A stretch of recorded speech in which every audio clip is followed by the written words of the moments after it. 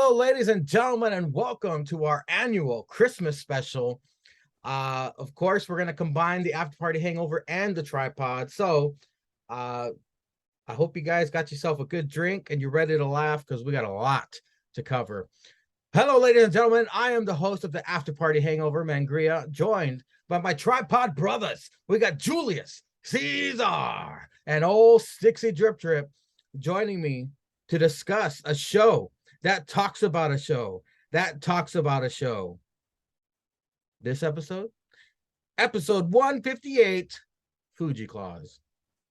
On the 12th day of Christmas, Mr. Fuji gave to me 12 full minutes of bird noises during JH's promos, 11 Caesar N-bombs, 10 Facebook Sean stories, 9 Cynic gimmicks, 8 Jake interruptions, 7 Foxtrots trotting, 6 Sticks is dripping, 5 Mangria podcast, 4 Bretsky burners, 3 Chops for Zenka, 2 Transfer Andy, and an Aussie ranting in his car.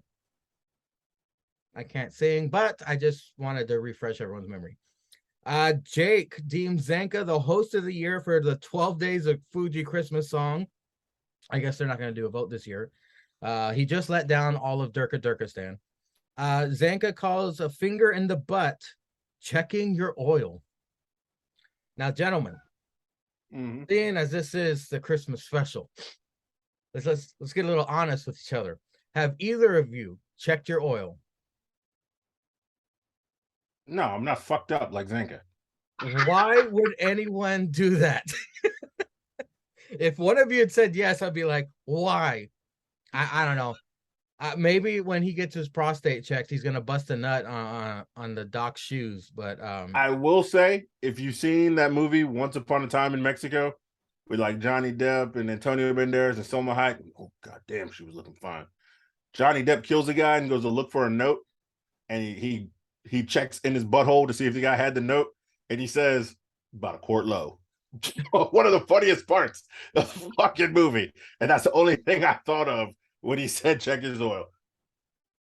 Jeez. Sticks, thoughts on checking your oil? His oil.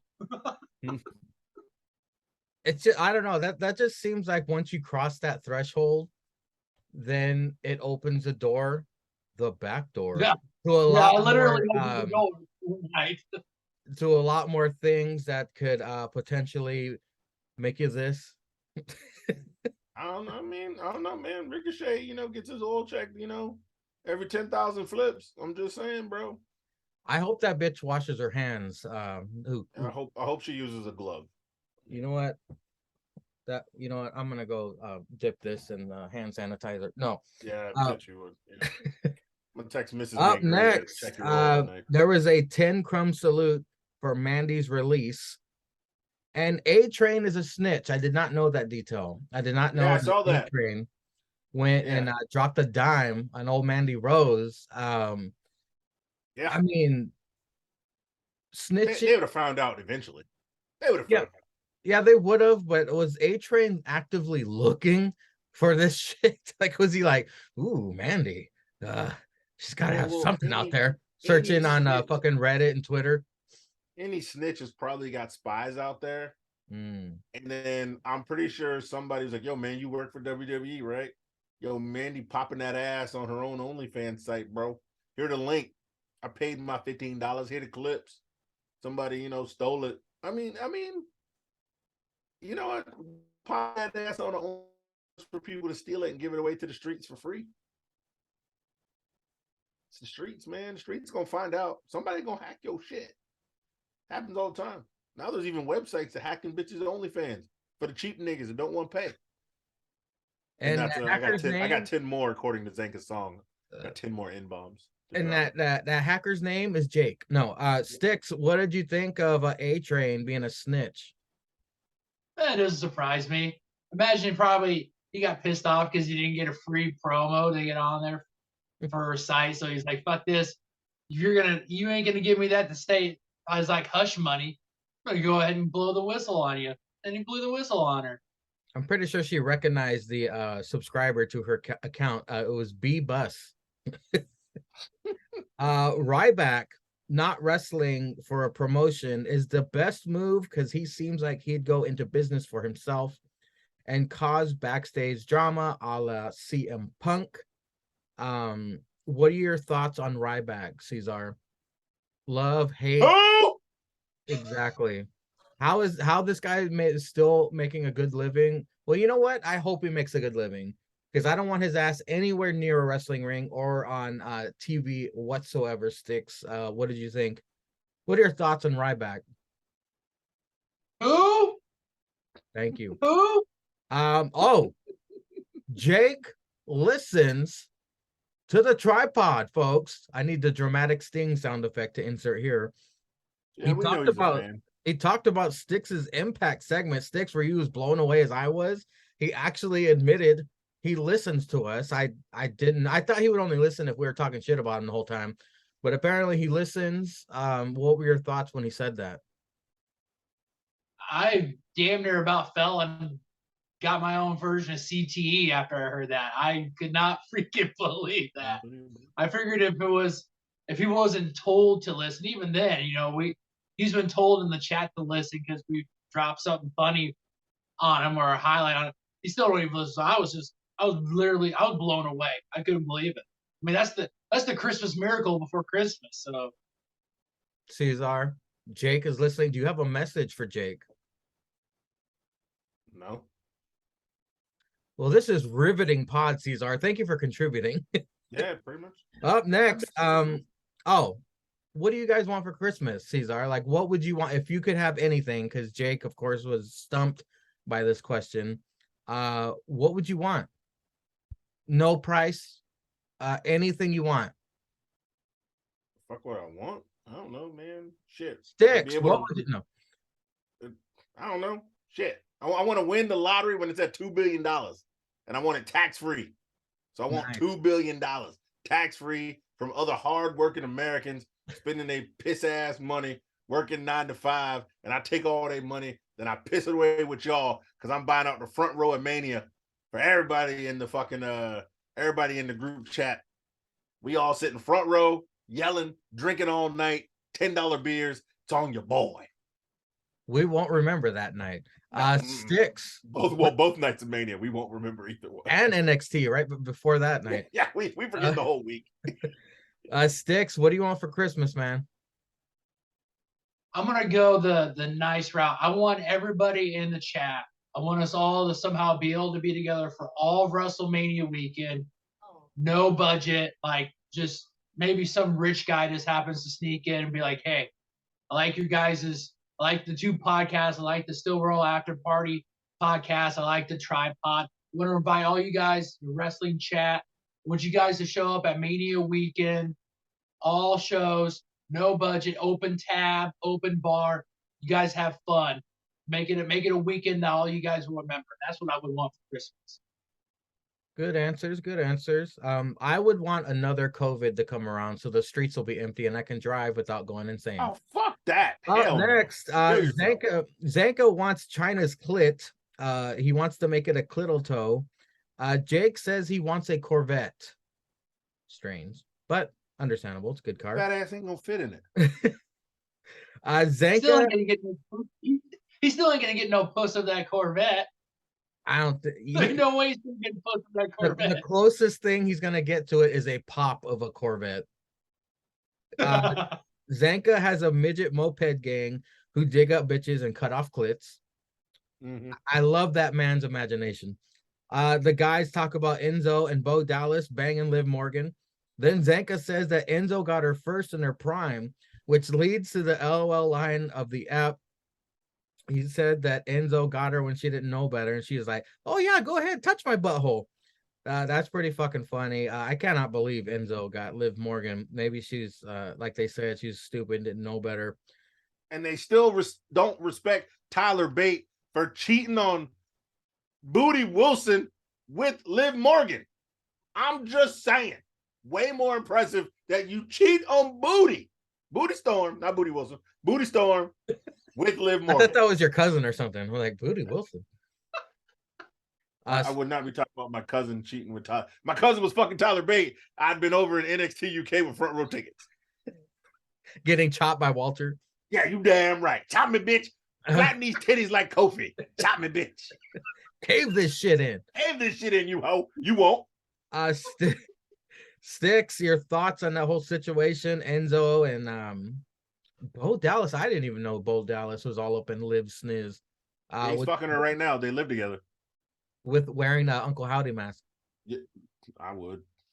Like Cesar said, let's just go ahead and bring this back to that. At one point, Enzo was banging, possibly at the same time, Booty Storm and Liv Morgan.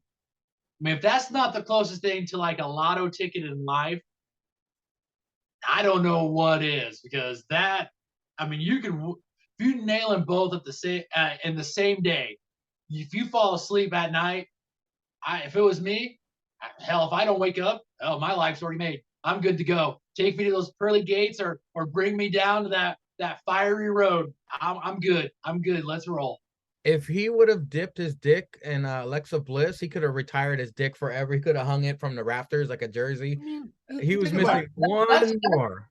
That's the triple double right there. That's the triple double. Yep. This nigga did this before he was 21. That's more impressive to me. A teenager, possibly a 20-year-old, got his dick wet by two of the hottest bitches in the game. Two of the hottest bitches in the game right now. Yeah, if he'd have fucked Bliss too, if he'd have tapped that at, that nigga, yeah, he got to retire. He got to go. He got to die. No, somebody just got to take his soul. Sadly, he's resorted to sneaking into WWE shows, and now he's been downgraded to fucking Nyla Rose. But we don't judge. We're not going to judge. Zanka recaps Raw, sprinkles in Instagram questions throughout.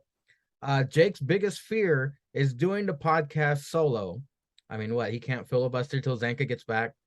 By the way, I'm so used to Zanka rushing through the Instagram questions that I put a short and to the point question, and it turned out they waxed on every question throughout the whole pod. I was like, fuck.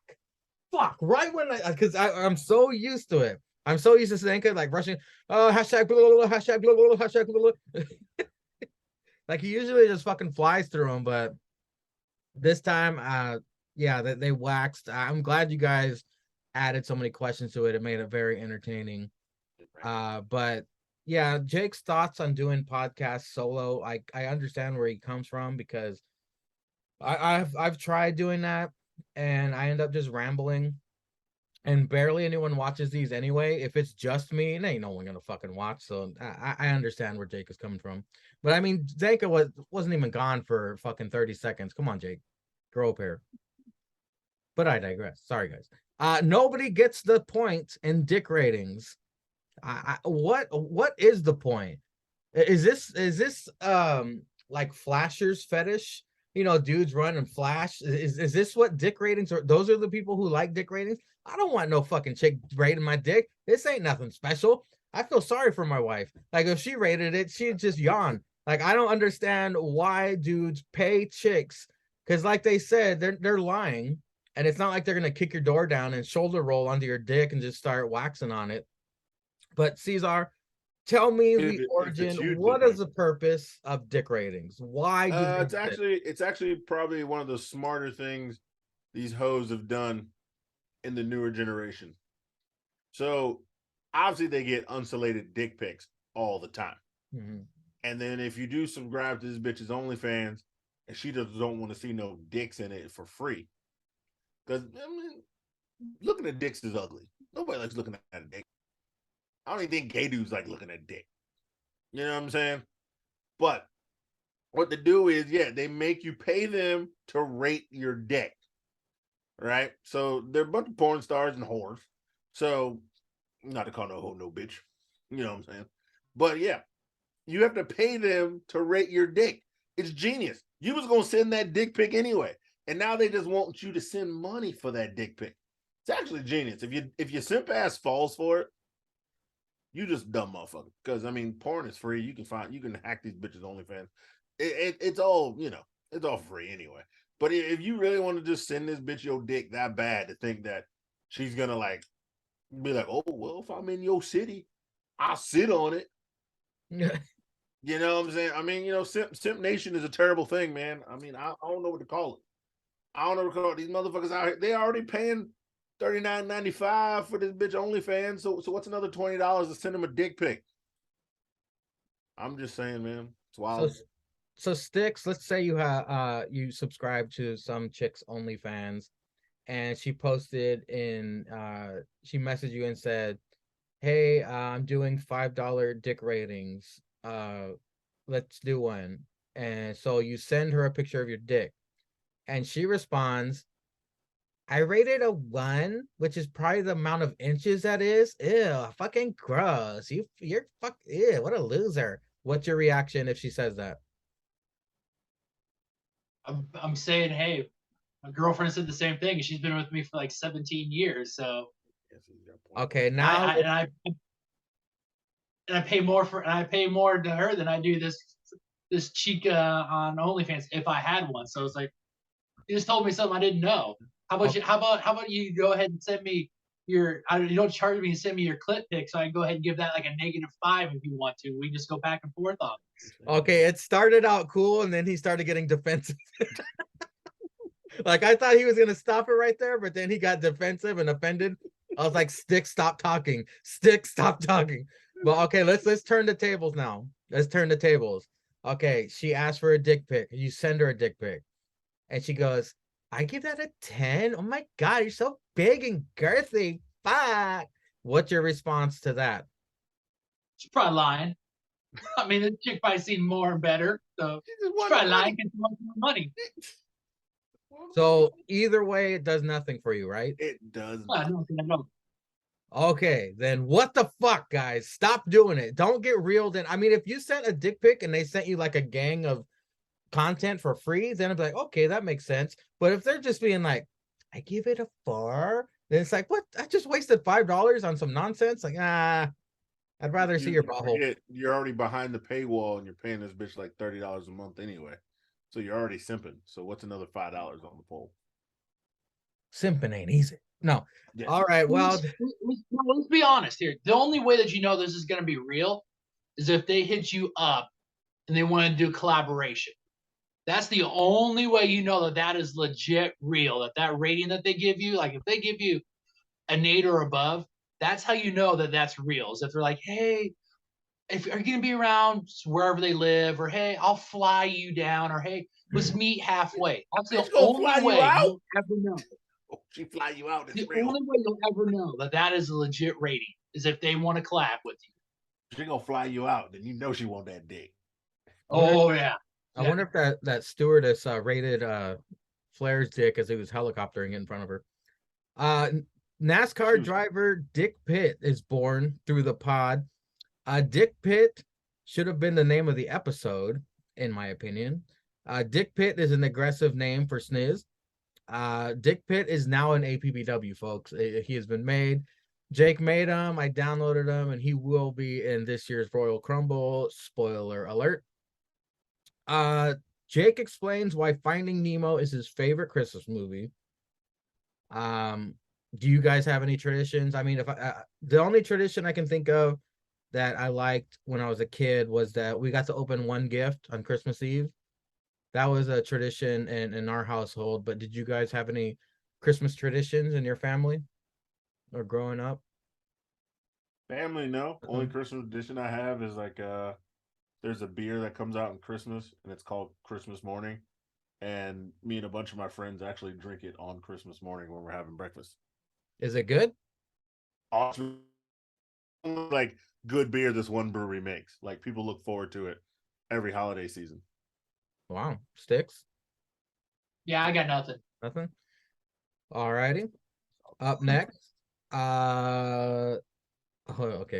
Zanka never goes to the movies with his friends. It's a Zanka thing because everybody goes with their friends. But personally, I'm a massive movie fan. I fucking love movies. I actually just saw Violent Night yesterday with my buddy. It was fucking funny.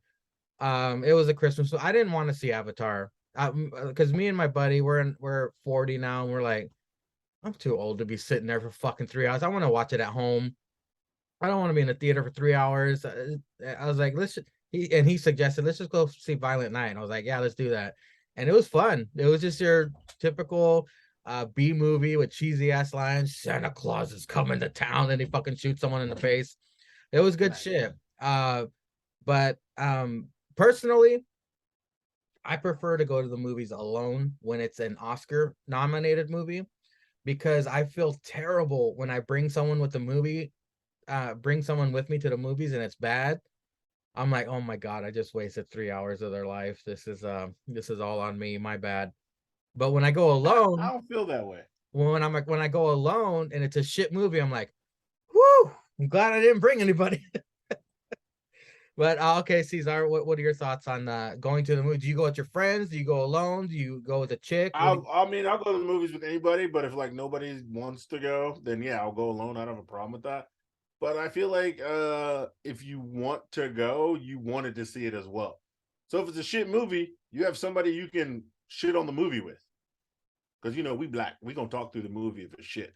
If it's shit, we gonna talk through it. I'm gonna make fun of the whole fucking movie while in the movie. I'm gonna make that bitch entertaining. Usher, can you get this? Can you tell us guys? Nah, them crackers, these crackers around here, they scared. You know what I'm saying? Especially if I go to the hood movie theater. If I go to the movie theater, it's all niggers in there anyway. So we all cracking. Couple dudes that won't shut the fuck up behind me. Can you get these guys? I'm sorry. I mean, I knew you had short hair, but I didn't know you had some Karen Pompadour motherfucker. You calling the usher and shit, bitch? Huh? Hold on. Huh? Can I speak with your manager? No. Yeah, you calling the law? Huh? Sticks. What about you? Do you like going with friends, and have you ever went alone? I prefer to go alone. Every once in a while, I'll ask the girlfriend if I think it's a movie that she'll like. But outside of that, I just prefer to go alone. Just because a lot of times, the last time I went with like my friends, they got very disinterested really quick, and they tend to kind of do the, and then it just kind of like if you're even just trying to keep up with the movie, even if it's just shitty, I tend to lose my attention with it. If they start dinking around, like whispering and even dinking around on their phone. So I just prefer to go by myself. The worst part of going to the movies is the people behind you with the cellophane bag. That crinkle. The crinkle it's so quiet in the theater. I can hear everything. And whenever there's a noise or a baby crying, my wife looks at me like, oh God, he's gonna be pissed. Mine is when like you get people that are getting when they're finishing their pop and they're trying to get that last drop from the bottom. So you get yep. It's just like seriously, come on now. It's JH behind you with the Coors can, trying to get the last bit. Stab his ass. Zanka got Jake a small t-shirt that says Thanksgiving feud ham versus turkey, featuring Trump and Biden. Wow, I can't believe that existed. It caused such a fucking debate amongst the Pride Parade, and Zanka went and found the specific shirt, and it had Trump and Biden on it. That was fucking funny. And then Jake got Zanka a midget cardboard cutout of Hornswoggle. Very funny. I think both of those were perfect gifts. What did you guys think when you saw that in the chat? It was good. I didn't even know they posted pictures in the chat. Yeah, so Zanka put it on his story, and Jake they both sent it to the chat. I missed those posts. I guess I was doing something else. I don't know. Sticks. I thought it was funny. Another thing I could think of is if Zanka's going to town on his girl, and if he's just staring at the cardboard cutout of Swoggle as he's going to town on her, wishing it was him. Bretsky had a Vegas vacation. Did he make it to the Christmas special? No, he did not, because I know what happens after a Vegas vacation. You fucked up. When Zanka says the names of some of the people who ask Instagram questions, Jake sometimes has cues like 99 or I love his salads. Jake actually made me laugh, and it's fucked up because it's about JH. But Zanka said Matthew JH, and Jake said 138 divorces. That fucking popped me. That almost made the LOL line of the episode, but I thought it was pretty fucked. It was funny, but I know JH is a good sport, and I didn't even know JH has been divorced multiple times. But yeah, that popped me. And the guys didn't get Cynic's fear and loathing question. They didn't understand that Johnny Depp looked like future Styx in that movie. Have you guys seen Fear and Loathing? No. No. Long time ago. So I I knew think what he that's meant. the only Johnny Depp movie I haven't seen. Yeah, it came out a long time ago, and it has mixed reviews. I saw it when it first came out. I don't really remember it, but I do remember the way Johnny Depp looked, and it's been parodied on a lot of shows. So I remember what Johnny Depp looked like, and I laughed. Yeah, the bucket hat, the shades, and the cigarette with the Yeah. skinny cracker look. And then he said shit in the bed. So you're merging movie Johnny Depp with real Johnny Depp. So Yeah. like, Well, ladies and gentlemen, that concludes the after party hangover segment of the show. whoa. I do have something I would like to talk about the Hangover. When they were asked about what their sex life be Oh, okay. in a WWE pay-per-view. And the fact that they didn't say Taboo Tuesday really irked my nerves. I thought about that, and then Cyber Sunday, because Jake doesn't have a woman. Yeah. It would be Cyber Sunday. They're just jerking it off to porn. Yeah, and Taboo Tuesday. I was like, what the? I was like, damn, they have shit memories. I was like, damn, they have Cyber Tuesday. Yeah, Cyber Sunday or Taboo Tuesday. Great pay-per-views. Great pay-per-views. That would be the name of a good sex life if you're trying to make the joke. Well, sorry about that. Six, did you have any additional thoughts about the episode? I thought it was a good episode. I thought the way it was a good. You could tell right away with the 12 Days of Fuji that it was going to be really good, and they didn't disappoint. So I was glad to listen to it. I'm glad the boys brought it. I'm glad they did the special Christmas one for all of us. I mean, it was really worth it. So I really appreciate the boys stepping up and doing Jake's that. Still hating on ham for Thanksgiving. Always pot. Even though he drinks eggnog at Thanksgiving, and that is definitely only Christmas. That is definitely only Christmas, and he drinks it at Thanksgiving with his ignorant ass. That fucker probably drinks eggnog on Halloween. He probably drinks that shit in February. He's like, "Ooh, happy Black History Month, eggnog." Stupid beach. I do appreciate pour one out for the ancestors. Pour one out for the slaves. Look at reparations. I'm gonna buy this whole bottle of eggnog and pour it out. Thanks for the cotton shirt, boys. Here's one for you. Pours it out for BQ because he's going upstairs, banging on his mama. This one for BQ.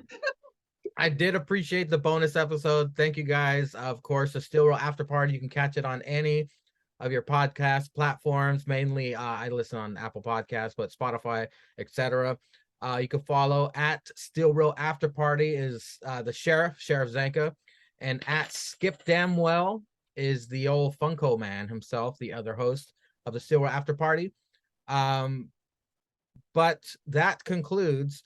Oh, Cesar, the thought I had was the question about who has the best chicken sandwich, Wendy's, Popeyes, or Chick-fil-A. Have you had all three of those? Yeah, it's fucking Popeyes. It's not even close. I got thoughts. Okay. No. It's not even close. So Popeyes, I've had their chicken sandwich, their famous chicken sandwich that everyone goes crazy for. It's stringy. It's good. It's good, but it's stringy. I wouldn't say you had LA best. Popeyes.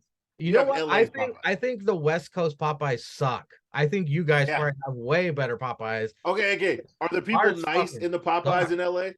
Or are the people nice in the Popeyes in LA? They are not.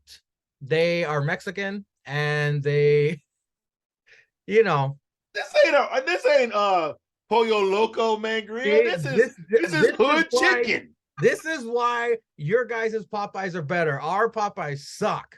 So we're in the South. I'm going by the West Coast rating here. Popeyes comes in third. Wendy's does do a good chicken sandwich. It's pretty good. Little generic. It's pretty good though. And Chick-fil-A, there's a problem with Chick-fil-A. One, way too small, and two, way too expensive. However, when you're done eating a Chick-fil-A chicken sandwich, I don't feel as shitty. Whereas that's how I feel with the others.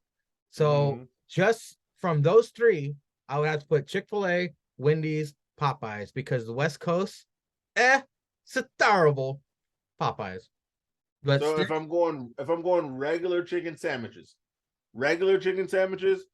it's well, actually it's like Popeye. No, it's Chick-fil-A regular chicken sandwich, Popeyes, Wendy's. If I'm going spicy chicken sandwiches, it's Popeyes, Wendy's, Chick-fil-A.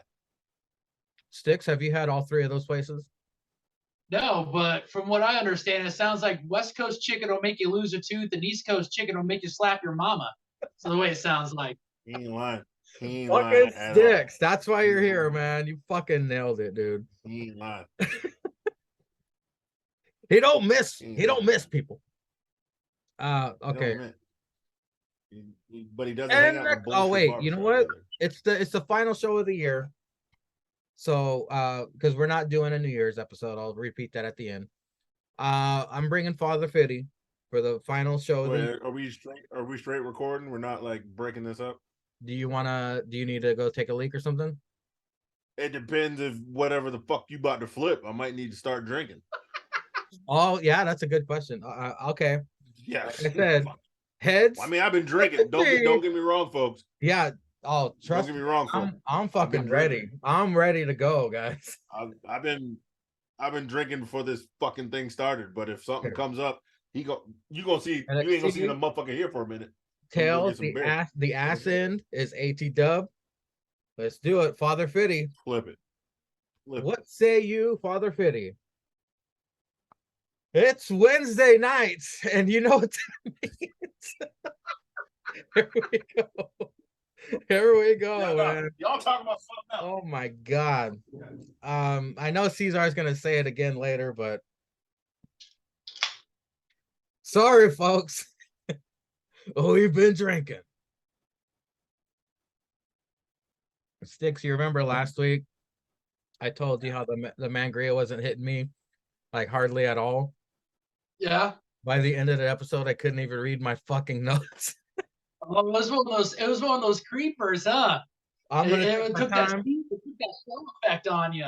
It packed a punch, so I'm gonna take my time this time so I can make it to the end of the episode. Oh, look at Cesar. Yeah. Oh shit, Cesar. Yeah, got the Christmas present, nigga. Oh my god. Got the Christmas present. Yeah. Oh my god. 345. This was, I don't know how many euros it is, but that equals American dollars. Yeah. I gotta drink this good shit to get through this shit show that this nigga about to talk about. Got me a glass too, nigga. You think I ain't playing? Oh man, here we go. All right. It's don't excuse me, folks, but I've been drinking. Sticks, what are you drinking? Miller Lite. No, just typical Sunday. Hey, we gotta drink. We gotta get through AT-Dub, so it don't matter what we're drinking. But I think Cesar won this drink off. It's Wednesday night, and you know what that means? Absolute Rekka Stocks is in the building. Ricky says it's not over between him and MJF. He'll work his way back to the top. The JAS interrupt. Crowd sings along. They smash cut to a little girl covering her ears. I thought that was funny. Jericho doesn't want Ricky to be a flash in the pan. He needs a little Chris Jericho. Sammy sucks chant breaks out. Jericho wants Ricky in the JAS. Ricky says Jericho used to come out here looking like an air fryer. Now he looking lean and cut, dressing like a dude on his 5th divorce. Shout out to JH. Shout out to JH. Makes fun of Jericho. Bitch. Makes fun of Jericho for losing to Action Andretti. The J and JAS should stand for jobber. The Jassholes haven't done anything. I'm not going to let you suck the life out of me, but I do have something you can suck. Challenges Jericho to a match. Hagar jumps Ricky. The JAS beat him down. Action Andretti for the save. Ooh. We kicked off AT-Dub. I'm going to let Cesar drink a couple more times. Sticks, what'd you think of the kickoff of this old holiday bash? So creative.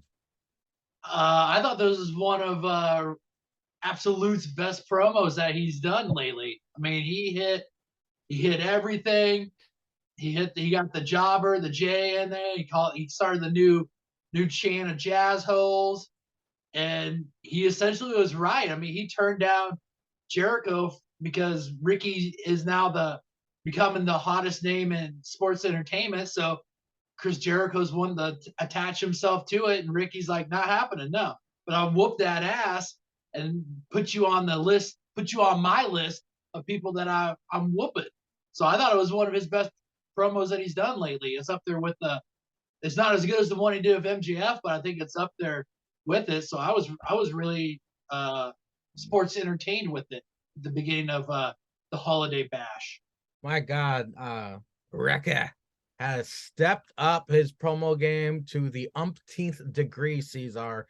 We kick off old AT-Dub Holiday Bash with absolute Rekka Stocks. What did you think of this opening segment?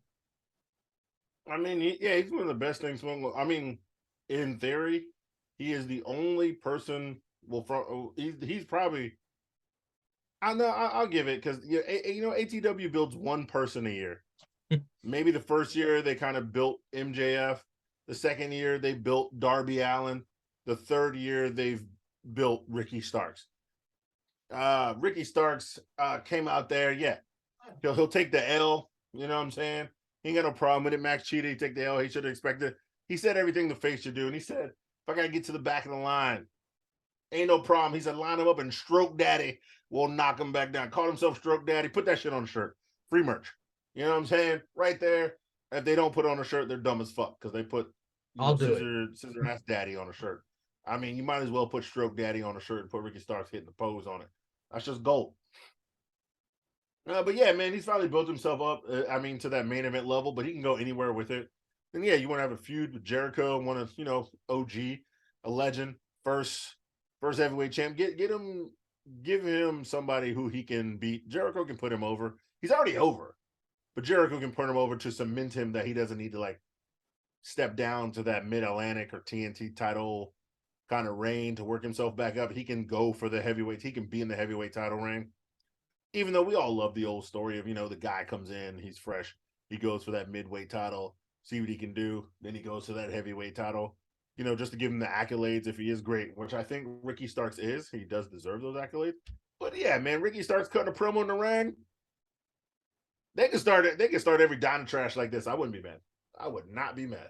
You know what doesn't get appreciated much is not only when Ricky Starks does this, but if you see his other hand, he stretches it out like that when he's doing this. I love the whole setup, because he thought about every detail of doing that pose, every single move. Yeah, that when he reaches out with the other arm, that's not my new favorite part now, because I'm noticing more details the more and more I see him. So wait, since he's been a face, I think his music has changed, and it says the Revolution will be televised. It's always been movie. It's always been. I thought it was will not be. I thought it was will not be at first. It always will be the whole time. Or am I having a Mandela effect? You're having a Mandela effect. Well, maybe I need to go back and watch. I'm not going to go back and watch old ATW. I'll just go back and watch old ATW. Unless Styx assigns it. No. Up next is match 5 of the best of 7. It's a no DQ match this time, trios tag. The Elite, the Elite versus Death Triangle. Don Callis joins commentary. All 6 men fighting in the ring. It's going to be chaotic. Knack gets involved. Brandon is an elf, gets involved. Alex Abraham Lincolns gets involved. Pure insanity. Christmas trees involved. Moonsaulting with the trash can. Barbed wire broom. 2 tables set up outside. Bucks put Penta and Pac through them off the top rope. Kenny gets barbed wire stuck up his ass.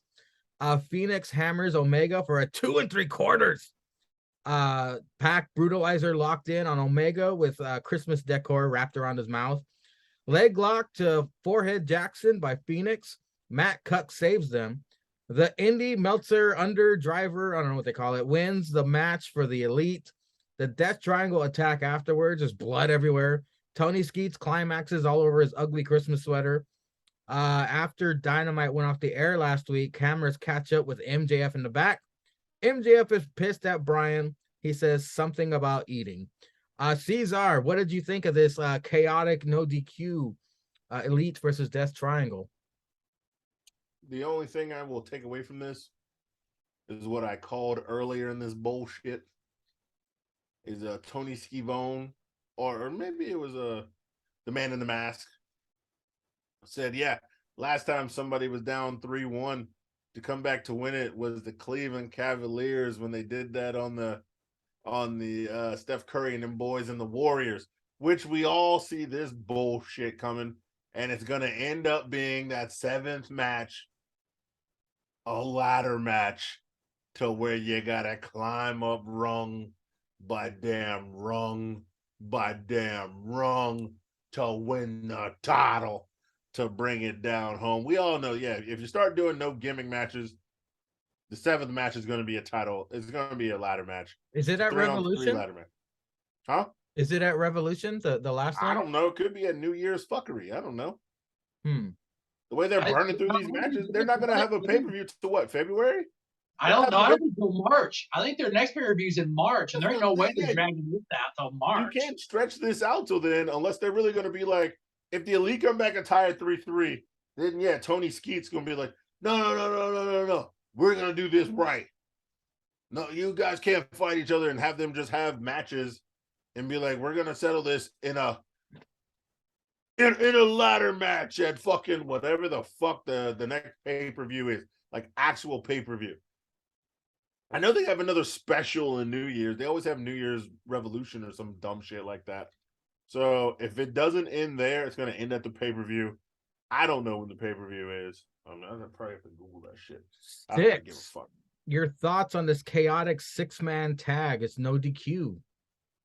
I didn't think it was too bad. I mean, we saw Kenny get the ECW version of getting his oil changed, so that was something to see. But outside of that, I mean, it was a good match. I mean, these guys are, by the time we do get to the 7th match, I think everybody will be about ready for it to be over with. So, but I mean, they're still doing it. They're still good. I mean, like we've always talked about, the chemistry's still there with these guys. They're doing a good job of bringing the action. I mean, like you said, we got the Christmas tree and all the Christmas stuff in it. And like Cesar had said here a while back, I mean, they were going to come back from 3-1, and they're either going to force that 7th match and they're going to win, which, I mean, obviously now hearing Scavone say that, I'd be very surprised if the Elite doesn't win, because then they can have that added to their legacy of being one of the top trios. But all in all, it wasn't a bad opening match to have after fine absolute Ricky Starks' opening monologue, so it wasn't too bad of a match. I thought you were about to say fine Cameron Grimes. No. Shout out to Styx's private party shirt. That's a great shirt. Tony backstage with Action Andretti. Action Andretti, I'm just gonna call him Double A. Bragging about the upset. 2.0 approach to distract. Jericho shoots fireball at Double A because he's a wizard. Rubs his face in the ground. Renee and Ring brings out Bryan Danielson. Bryan said the Blackpool Combat Club will not forgive Regal. Name drops HBK. Says Regal turned him into the wrestler and person he is today. Bryan cried at the hospital. He says there are consequences for MJF's actions. Calls out MJF. He gets all ego and Stokes instead. Styx drops his phone and picks up the Astroglide. They basically shit on Bryan. Bryan said he's distracted by the shine on Stokes' head and the crowd shitting on them. You raggedy bitch. You raggedy bitch. Fucking Stokes stealing the raggedy show. Bitch. Stealing the show once again. Ethan threatens to turn Bryan into a vegetable. Bryan says bring it. Ethan says next week. MJF was watching backstage. We get a Mox talking about Rampage and knocking out Hangman, calls Darius Martin injury prone. Styx, your thoughts on if you have any, for Jericho becoming a wizard again and blinding old Double A there. And then Bryan and your boy, all ego segment. The only thing I can think of is Jericho starting to get into cynic territory with the different personalities that he's got. I mean, he's back to the Wizard. Are we going to go back to Lionheart like 2 weeks down the road? I mean, we got the Ocho.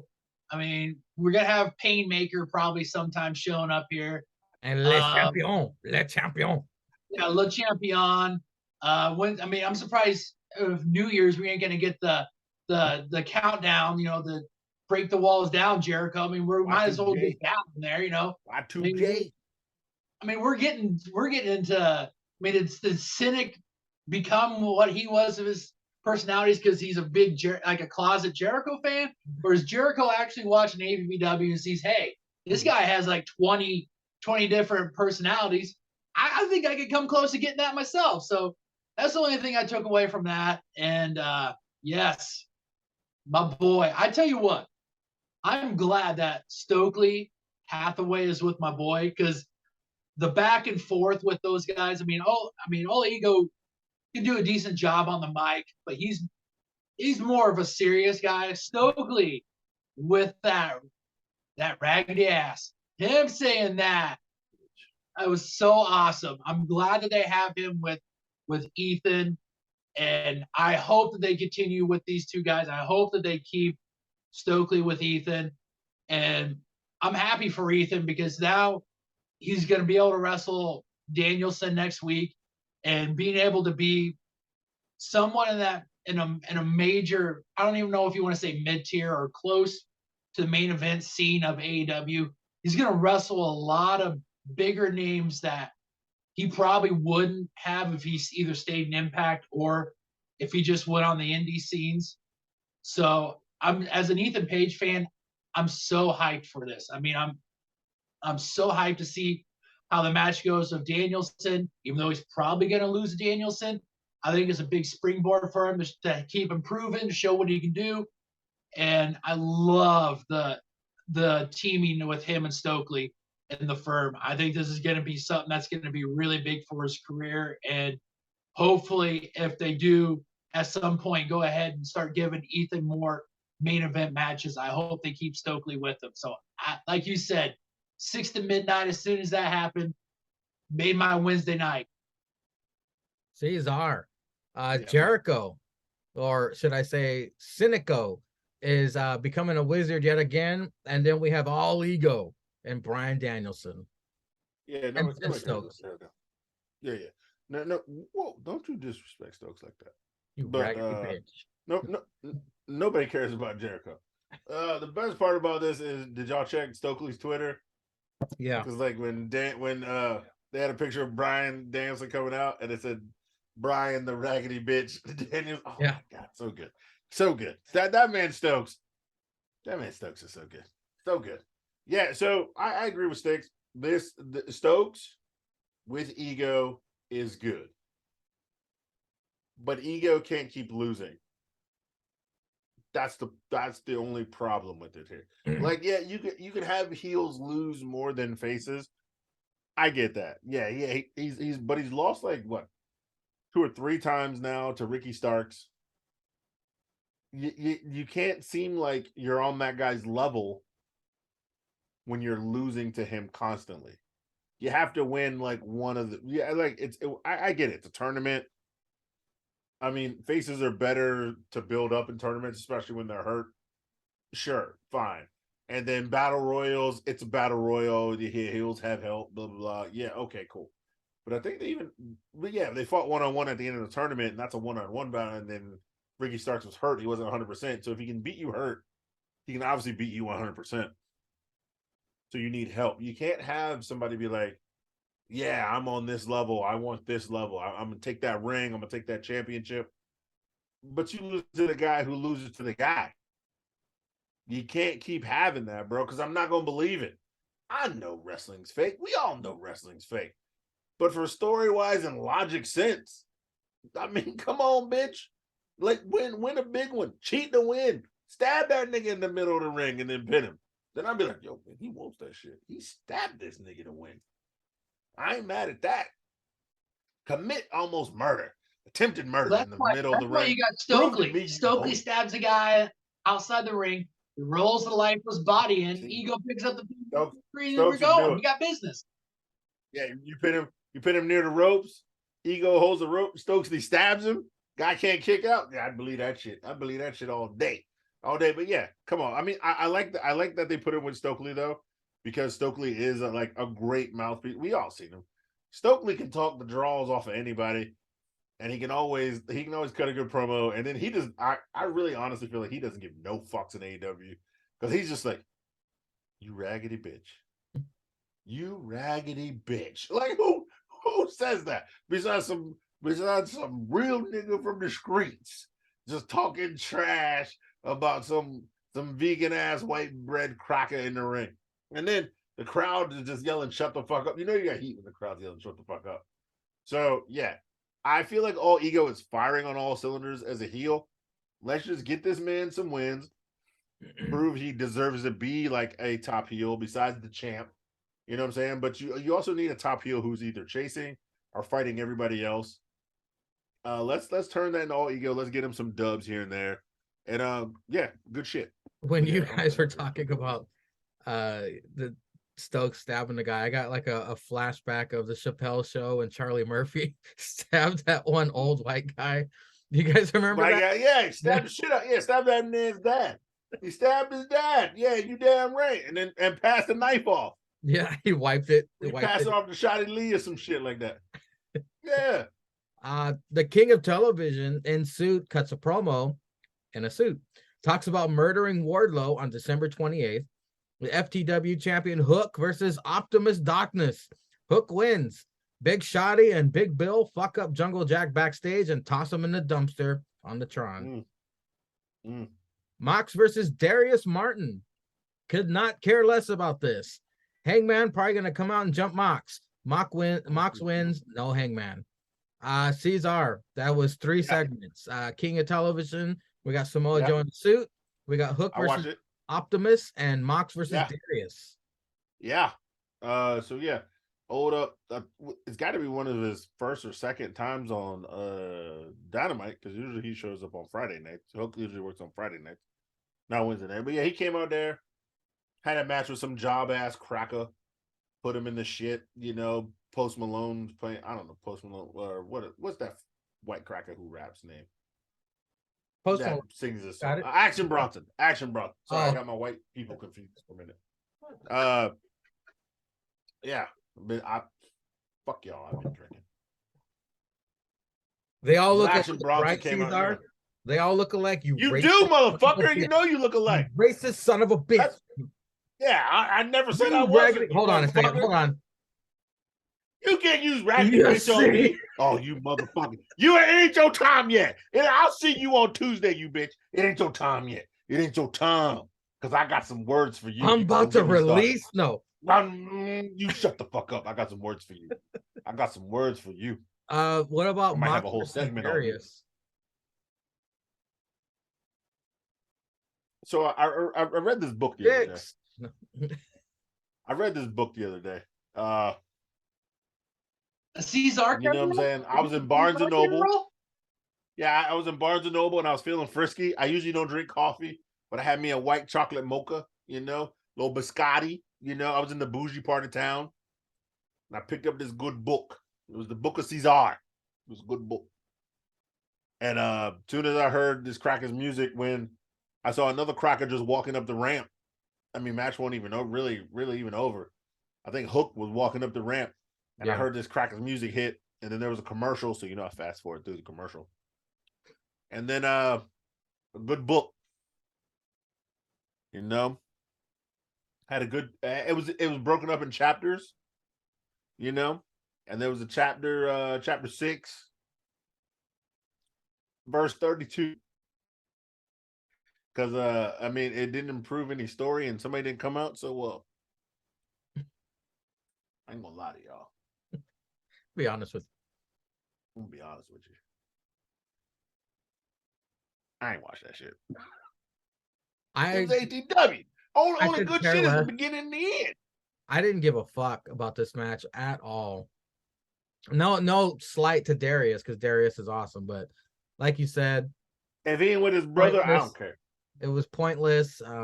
Sticks, we had 3 segments here. Samoa Joe in a suit. I'm just amazed he could fit in a suit. But he did wear a suit when he was There on is a big man commentary. store. There's a big Samoan store. It's on the island. Hook versus Optimus Darkness, and Mox versus Darius. Any thoughts on those 3? Uh-oh. You see, Oh, no. Wednesday, Oh, I got a boy. package from Barnes and Noble. Damn, Barnes and And Noble. I had to buy one, get one. I love a good Barnes and Noble. I got the book Karma Dipra, Mm. and also the free one I got was the same one Cesar just talked about. Wow. The book of Cesar. Found chapter 6. I found, I hear Cesar talk about this. I was like, had to be #1 ranked book, and it was. It was number 1 seller with a bullet. I looked up, I thumbed through it. I found chapter 6, verse 32. Oh shit. And to be honest with y'all, I watched this. I gave 0 fucks. Damn. Good God. Good God. Good God, sir. Good God. The man preaching. It must be Sunday. I'm trying to power through to my favorite segment, by the way. It must be Sunday because that man was preaching right there. That man was preaching. The Book of Hobbs, the next chapter. Hobbs been stabbed and shot. Very generic video. His dad choked on his own vomit. Okay. Very quick. Very generic, like I said. And then we get the Ass Boys versus FTR. FTR doing what they do best. Ass Boys mocking FTR's love of Bret Hart and Hitman themed tights. I'm running out of motivation to pretend to be interested in the shit sandwich portion of ATW. Multiple sharpshooters, sweet chin music warm-ups, crotch chops. The guns cheat the win. Then we get something that I'm so curious to know what you guys think, because it was so bad. It was so bad. I laughed. I kind of liked it. He said it was so bad. Sanjay's rap video was so bad. Nigga. It was like watching a B movie. It was so bad. It was good. And I just laughed. I laughed because after sitting through, the shit sandwich portion of the show, if there's anything that's going to make you chuckle, it's a positive. But Sticks, your thoughts on the book of Hobbs. Cesar's about to get up. Ass Boys versus FTR and the Sanjay rap video. I am deadly serious and that these guys have got to watch Mangria Fuel programming, because this stuff is, this is the B-rated version of what Cesar puts out on your channel, and they can't even, they're not even covering this shit up, man. They are not. This is just horrible, and I'm sure our guy Cesar will wax poetic on how they're not doing this right, in which they are. So I'm gonna leave it at that. And FTR and the Ass Boys.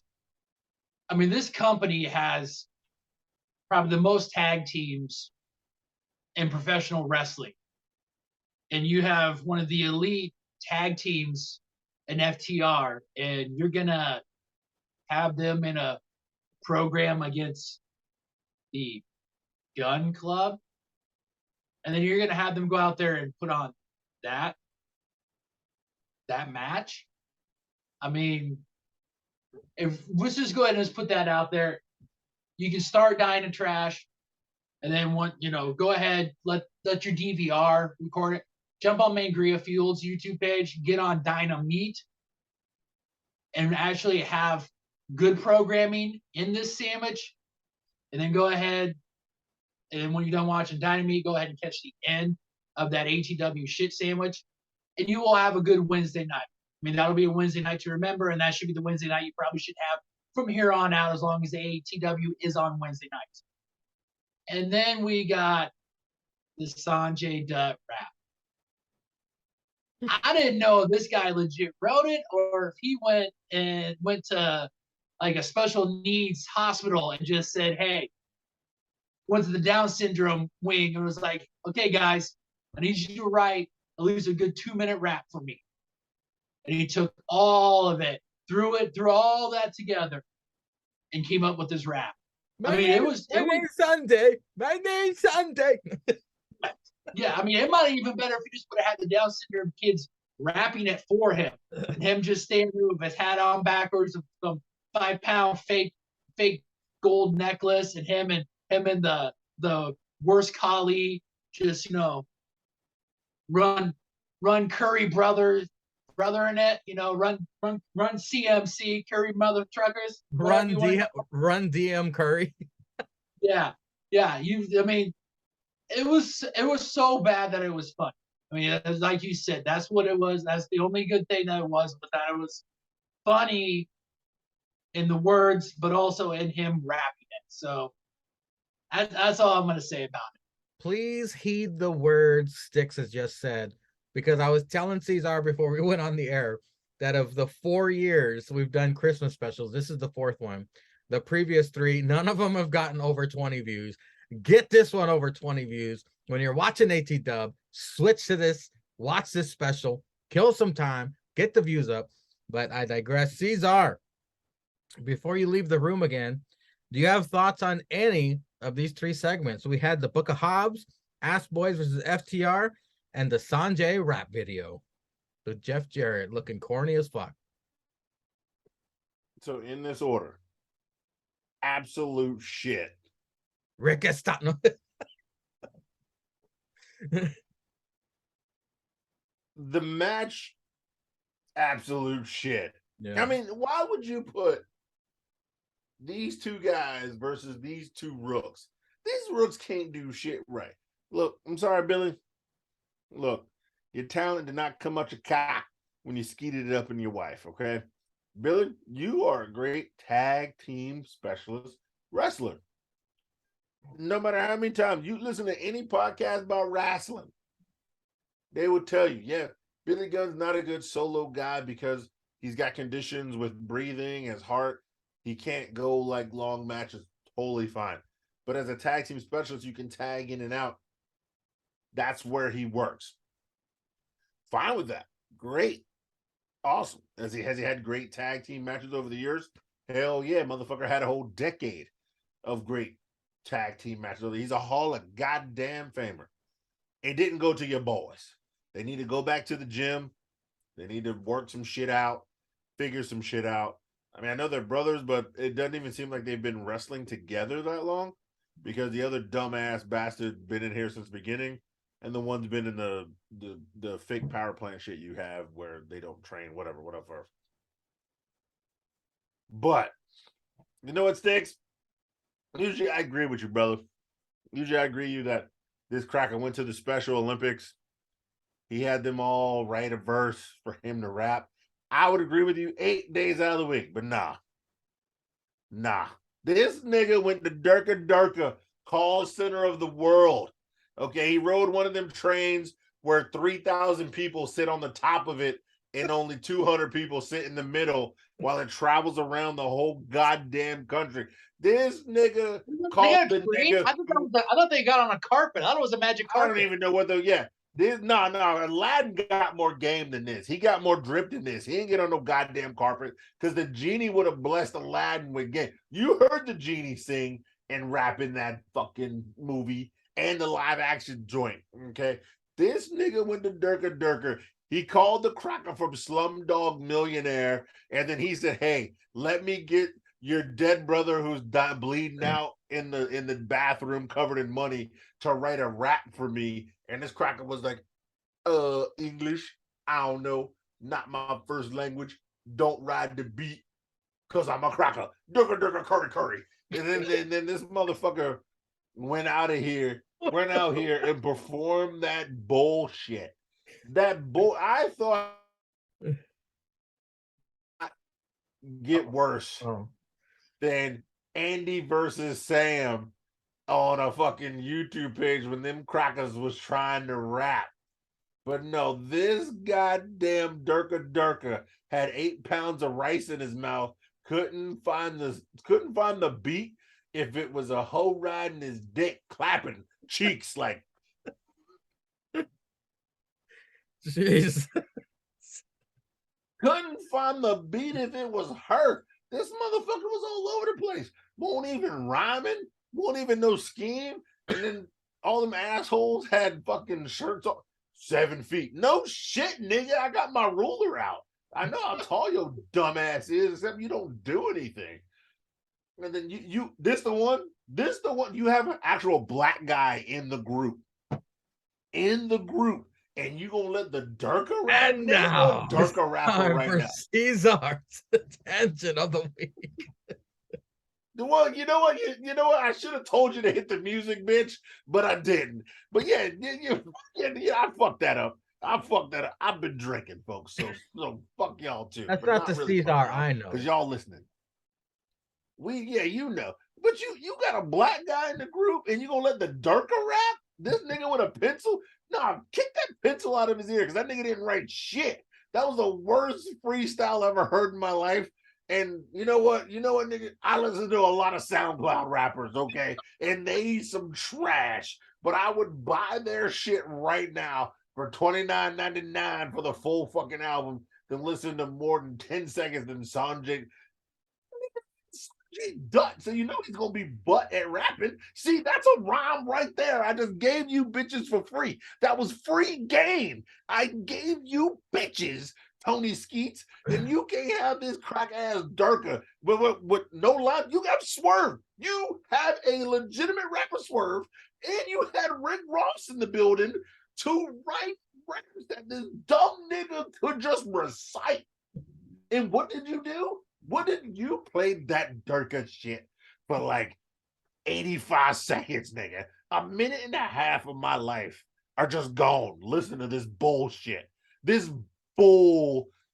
You know what? I would rather have my dick sucked from the back by Jake and an oil change by Zanka than to listen to this shit again. I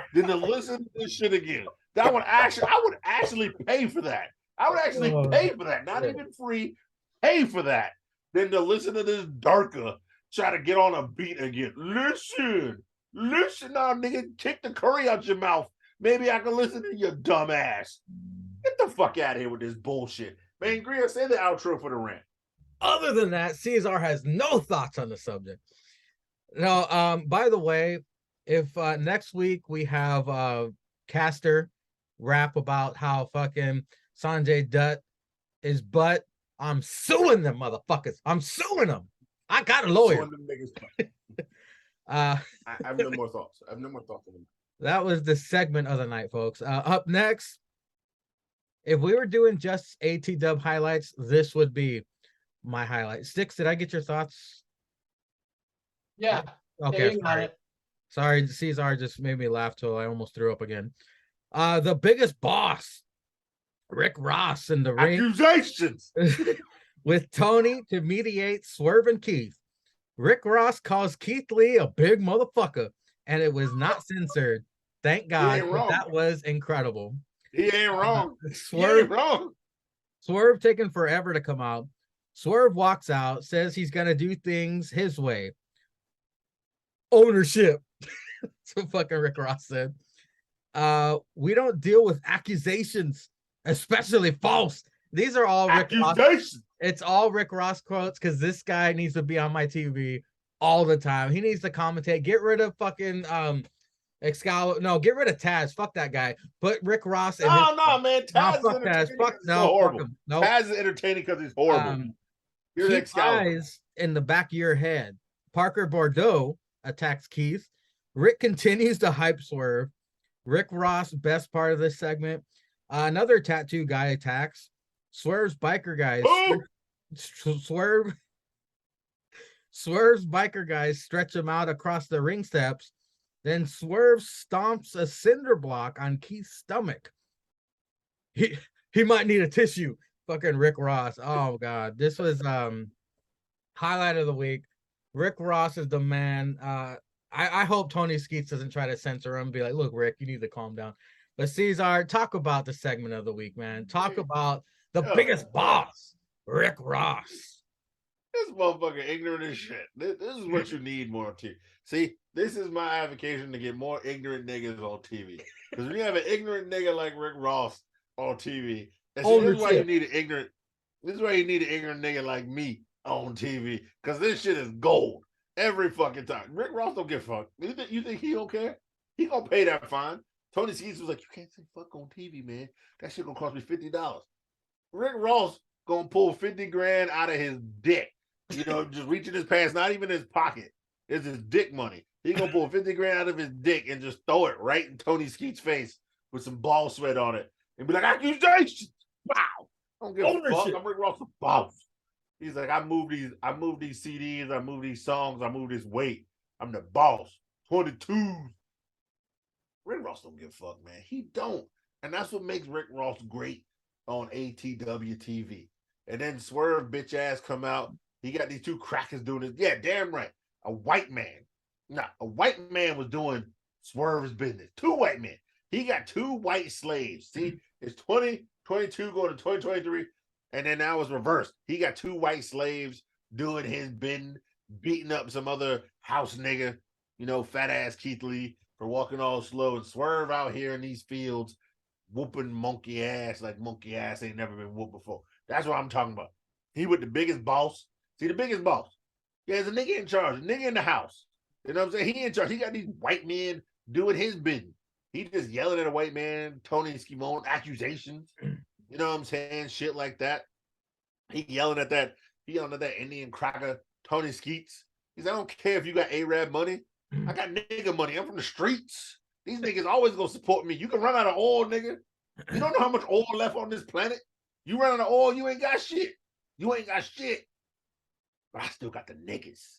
And the niggas will always work and pay for my music. My music. The niggas will still go to Wingstop and get these wings because I got lemon pepper and I got Pepsi. The niggas will always ride with me because I'm the biggest boss. You can't stop. And he's eating at the Southern Popeyes. No. You damn right. We ain't going there. We're going to Louisiana, home of the Popeyes. We ain't going to no West Coast bullshit. No Vegas bullshit. Nah. Fucking, yeah, what, Western Standard Time? Nah, nigga. I'm eating my chicken in the South, where it came from the streets, from the fields, where the hard artists still work. Different show. Sorry. You see? No. Caesar is alcohol. You go to that dirty South when that work's getting done. Caesar is alcohol fueled. I'm Mangria fueled. And now we got Sticks. It's Miller time, baby. What do you think of the biggest boss, Rick Ross? That line of what he just said, you big motherfucker. I think that just explained the whole episode. I mean, that's the only thing I can remember of significance from Wednesday night. I mean, them bringing Rick Ross on the TV, I think has helped out Swerve and Keith Lee. And now with him being with Swerve, I mean, this is going to be big for Swerve, and it's going to also raise the stock of Keith Lee too. I mean, having him on TV, I don't know whatever they're paying Rick, but I mean, you got to double it. I mean, you got to have him on TV with these guys. This has been so good, and it's only going to get better. I look forward to this. I hope they keep doing it, and we need more big boss on our TV sets. I mean, this has just been straight gold. Caesar, we got Stokes saying you raggedy bitch, and we have Rick Ross saying you biggest motherfucker. Best part of TV. I hope old Tony Skeets takes notice and replaces Sanjay with Jay Lethal to rap next time, because this show was niggered out, man. It was so great. They're gonna start. He needs it. I tell you what, Tony Skeets need to get it so that he does dueling broadcasts on TBS and BET if he starts doing that. Damn right, man. This show, the best part of the show was all niggas, even including Ricky Starks. Ricky Starks half black. Yeah, see, it was all niggas. Niggas was running the show. You know what? The theme of the week was really niggas were showing up. We'll get to that when we talk about the cross-eyed. Well, guys, I've never been as impressed as I was with niggas. Just watch how this changes. Okay, this is how I started out my notes. Okay. Putting Sheeta in the main event. What the fuck, Skeets? Here we go. I was like, I'm about to turn this off. I'm about to get the good book. Yeah. I'm about to. Where's chapter 6? 32. Yeah. I was about Yeah, let me hear it. to turn it. I was about We gotta to know. quit. I was about to tap out. So what? Okay. Sheeta? Main? Oh, what are you doing? So it's Jamie Hayter defending her Yeah. AEW Women's Championship against old Shitta. Hayter with Rebel, not Reba, and the Doctor in their corner. So you know the fuck shit be flowing. The crowd is into this match. I love Hayter's look. She looks so unique. Got all that ass too. Hayter snapmares Sheeta off the top turnbuckle, and Sheeta's back slams against the ring apron. Sheeta suplexes Hayter off the apron to the outside. This isn't a bad match. I can't believe I'm saying that. This match got 2 commercial pictures. The Doctor distracts with a kendo stick.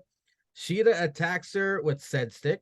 Multiple false finishes as Hayter pulls out all the stops, but retains with a short arm ripcord clothesline. Attack continues on Sheeta. Booty Storm for the save.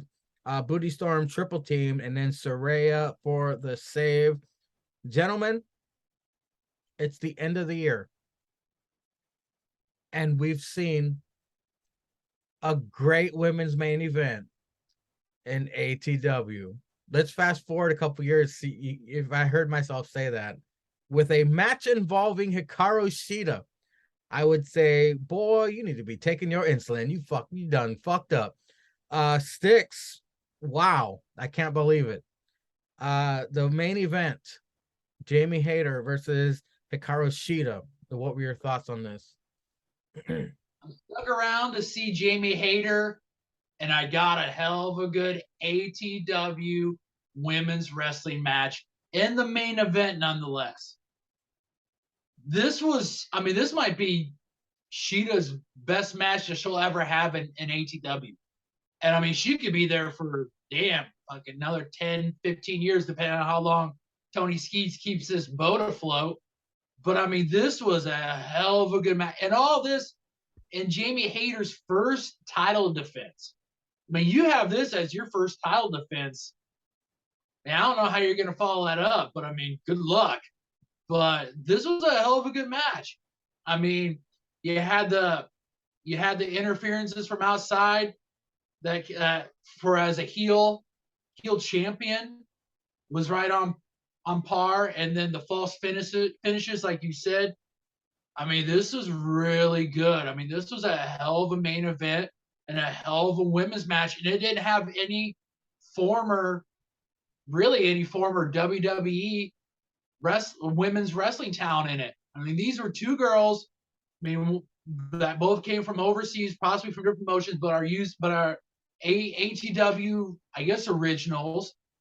And they went out and they had a hell of a match. So I mean, it was main event worthy, and it's a hell of a good women's match to have as for the close to the end of the year show that you have. I mean, unless they botch it up here going in the next week, which they very well might, but they have a women's match. This could be the best women's match that they have all year, and possibly in their inception of their company. So I was thoroughly sports entertained, and I loved it. I thought it was a really great match. By the way, Sticks, as long as Kenny Omega is employed in ATW, the Asians aren't going anywhere. Cesar, shocking, great main event from ATW by the women, nonetheless. Your thoughts on the main event of the night? Man, when I watched this main event, so first time I was a little drunk, and I fell asleep, so I had to watch it sober. I had to roll back, you know. But I was like, when I watched this shit fully for real, and I was like, damn, I'm gonna have to go on this tripod and be like, yo, fuck what y'all hoes think. This ass match was a good ass match. Man, Gray, I feel like you disrespected it a little by taking so many little notes as you did. This match was great, like open to I was finish. busy picking my jaw up off the floor. Yeah, look, hey, oh my God. You know what? Respect them, brother. Respect, because though all the false finishes were great in this match. The action was great. Yeah, Britt Baker getting involved. I mean, yeah, when she hit her with the DMD. Yeah, she hit her with the power bomb, picked her ass up, hit her, and she just still kicked out. She hit her with the clothesline, then she just still kicked out. She just came back with kicks, knees. Jamie Hayter kicked out. Ooh, damn! I mean, shit. You know, we all say it. Some people got chemistry. Mm-hmm. I wouldn't be mad seeing Sheeta Hater 2, Sheeta Hater 3. Because if they gonna put on, like, let's be honest, this right here, this right here, I might have to say it, man, Gray. I might have to go into archives. Might have to go into archives of the Tripod Special and give this main event what free money. This shit was free money. This shit should have been on pay-per-view. This match was great. For all the false finishes, the action, the hard hitting. Like you said, damn, she snap-married that bitch. Mm-hmm. To the ring. I was like, God damn, that bitch back broke. What you doing, baby? She banged her. She banged her. She banged her. Then she threw her into the side trail. They was fighting outside, fighting inside, hitting moves. Finally hit her with the ripcord. Jamie Hayter was like selling it great, looking like she was exhausted after finally beating Sheeta. Oh my God. No, this shit was free money. This shit, if this would have been on pay-per-view, this shit would have gotten damn near an 8. You can't say this match wasn't a 7 or an 8 on a pay-per-view. Because this match was fire. They both showed their ass. They both showed out. The Britt Baker interference. Everything about this match was great. And then when you really looked at it, because you know they put the records, like Sheeta's like 22-4, and then Jamie Hayter was 9-3. 9? You're the champion at 9. This was your 10th win within the company, but you're already the champion. You won the championship when you got your 9th win because you're over with the crowd from how they brought you up and who you're with. And then this was your 10th win. I was like, God damn, you can only get better than from here. Like, yeah. Like Excalibur called it. Sheeta probably did more work as a champion because of COVID, and she was always fighting. And it's kind of like how we say about Drew in WWE. He won it when it was COVID, and he put in more work as a champ than anybody. Like, he couldn't take days off. Not even days off, but let's say like Roman's the champ. He's killing it now. He doesn't do it on Raw. He only shows up on SmackDown. He doesn't fight every week. He only fights at the pay-per-views. But those COVID champs had to put in so much work to keep you entertained or keep you sticking to the product. And I was like, damn, if this is Sheeta and she ain't got to work every week, and this is Sheeta, I might need to see more Sheeta then. I mean, I might have to change my opinion. Because this match was fire, bro. You can't tell me this match was not fire. This deserved the main event, and this was the main event of this particular show. I think the biggest compliment I can give this match is the Professor is at the mountaintop. She's the best women's wrestler in ATW. Hayter and Sheeta have just met her at the mountaintop because of this match. I hope they maintain it, because the Professor, that bitch, she don't play around. The Professor is a fucking pro.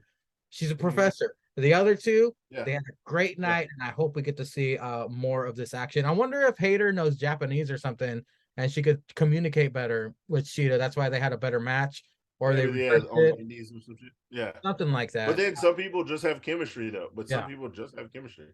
Yeah, like fucking Ricochet and Ali. My God, a great match. But now it's time to talk about the A show of the week, fellas. It's NXT. All right, we'll talk long. I got pissed. Okay. It's the man who don't miss, not sticks, but mellow. Uh-oh. Am I alone here? Oh, there you are. For some reason, you guys keep freezing. And I don't know if that's on my end or your end, but like Cesar keeps freezing like every other 10 minutes he freezes. But I digress. It's a Mellow with Trick versus Axiom.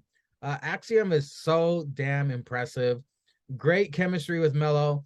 I just don't see him making his mark in a big way unless he can become 100% more interesting on the mic. Sadly, I don't think he's going anywhere. I see him in the Evan Bourne role. Sorry for being pessimistic, but that's the vibe I get from him. Mello, on the other hand, he's got it all. Yeah, he even has Trick by his side. He is a main eventer, and that for sure will put asses in seats.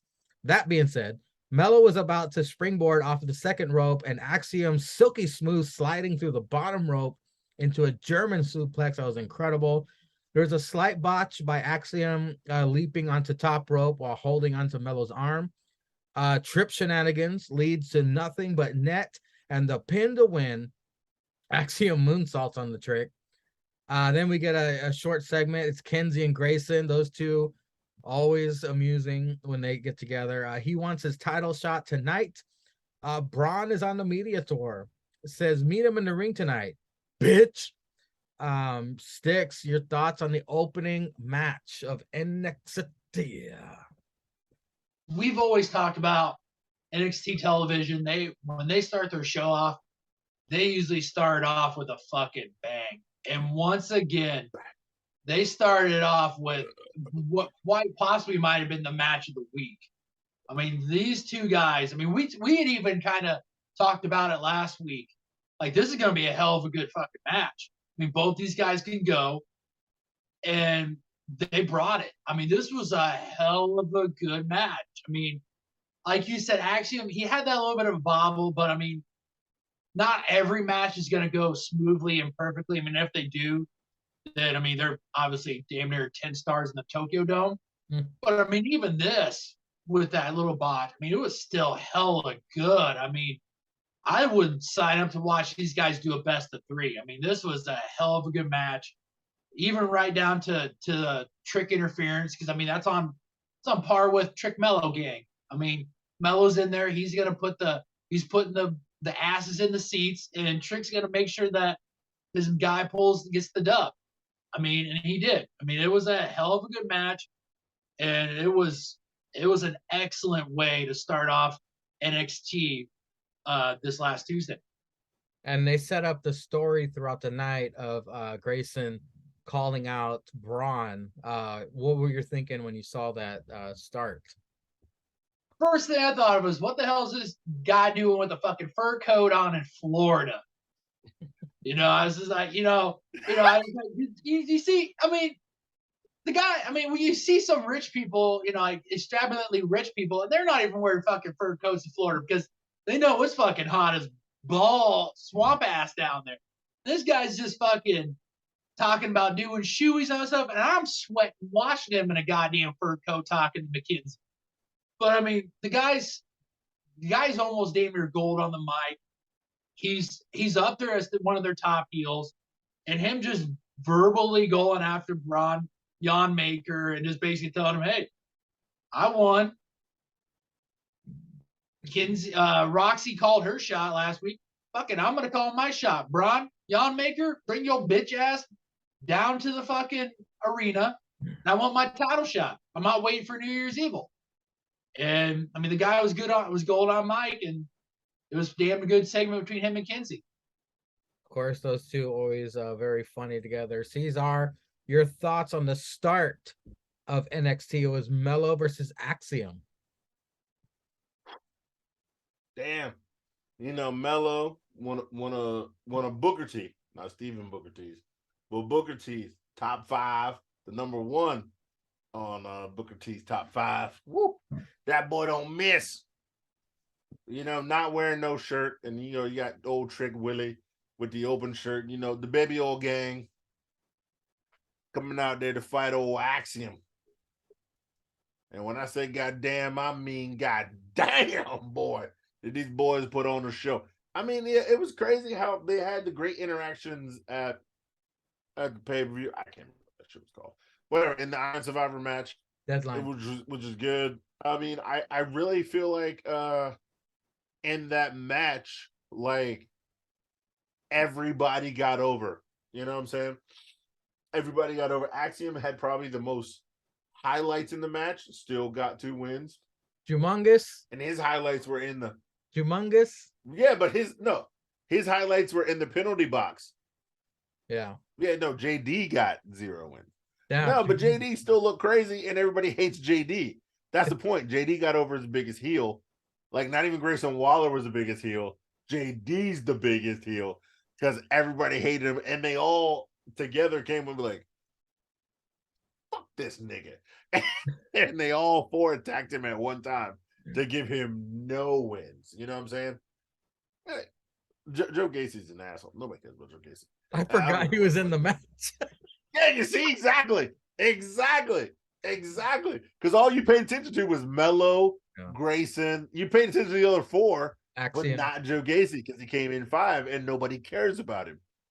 So that's what I'm saying. That's how you got to figure Axiom got over the most. And then obviously this guy won the Heritage Cup as a kid in the in NXT UK.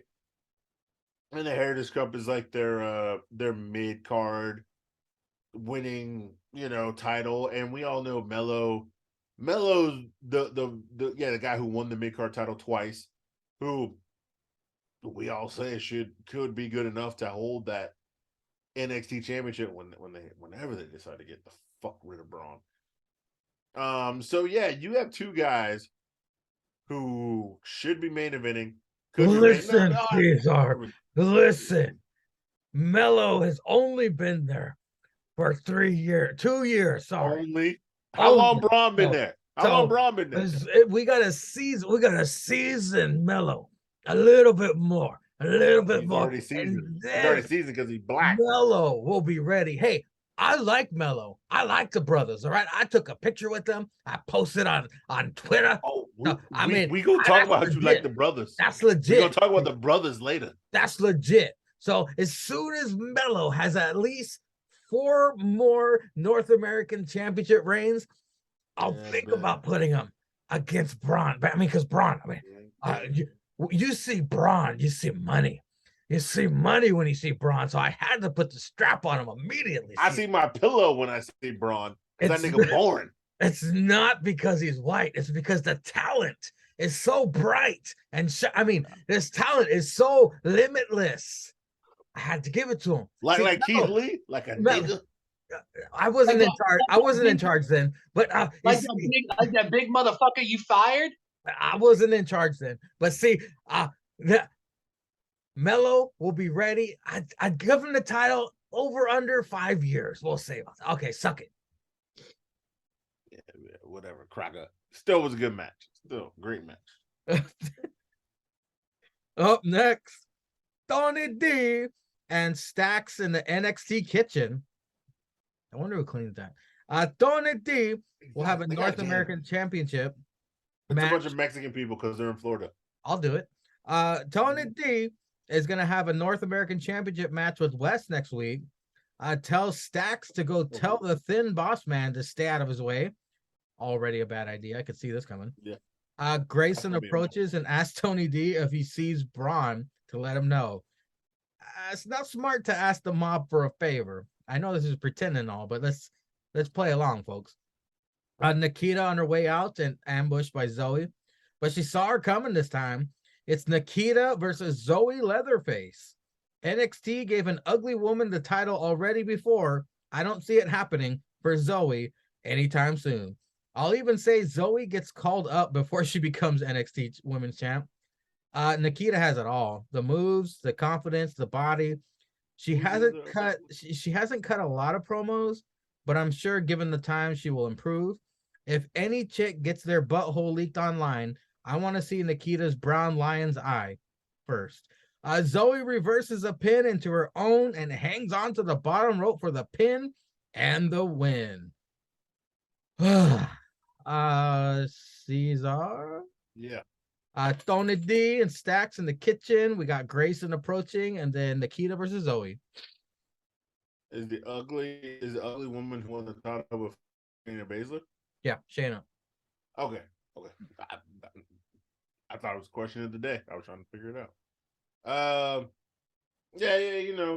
Tony and Stacks hanging out. I'm not mad at Tony and Stacks. Tony and Stacks need to be fighting for the tag team championships. You know what I'm saying? No, that would I need more tag team. I like Tony and Stacks.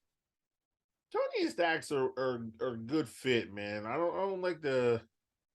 They got rid of the dead weight. How I about don't how like about the Tony and ATW. Sticks? How about Tony and Sticks fighting for the tag titles? You're Mangria. You're not Tony, you stupid bitch. Hold on a second. Were you No, I'm were just you gonna kidding. bring up your government name? Yeah, you gonna bring up your government name? Get the Ooh, fuck out of here. Caesar. No, it's the Yeah, alcohol. okay. Yeah, okay. Anyway, but yeah, Starks said, "You stupid bitch." I almost said Tony and Starks. Starks said, See, Iron Man Nikita shows up. Lyons. No, Yeah. I bet. Nigga came down in a suit. Tony Stark's drunk ass. as long as he's white. Or- No, I'm just kidding. no, this was a good match too. Like we say, people who are like really good friends can have really good matches because it's more hard hitting. They trust each other more. They can do crazier moves more. And then they didn't do anything crazy. They just had a great wrestling match.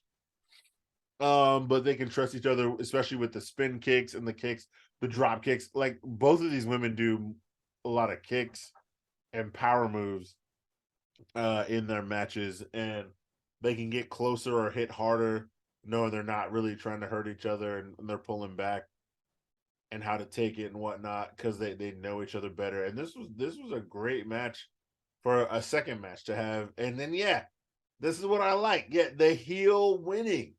Zoe, the who's been there longer, the more experience, and then the heel, but like cheating the win, sneaking the win, being like, yeah, bitch, see, I'm the reason. I dumped you for a reason. I'm better than you.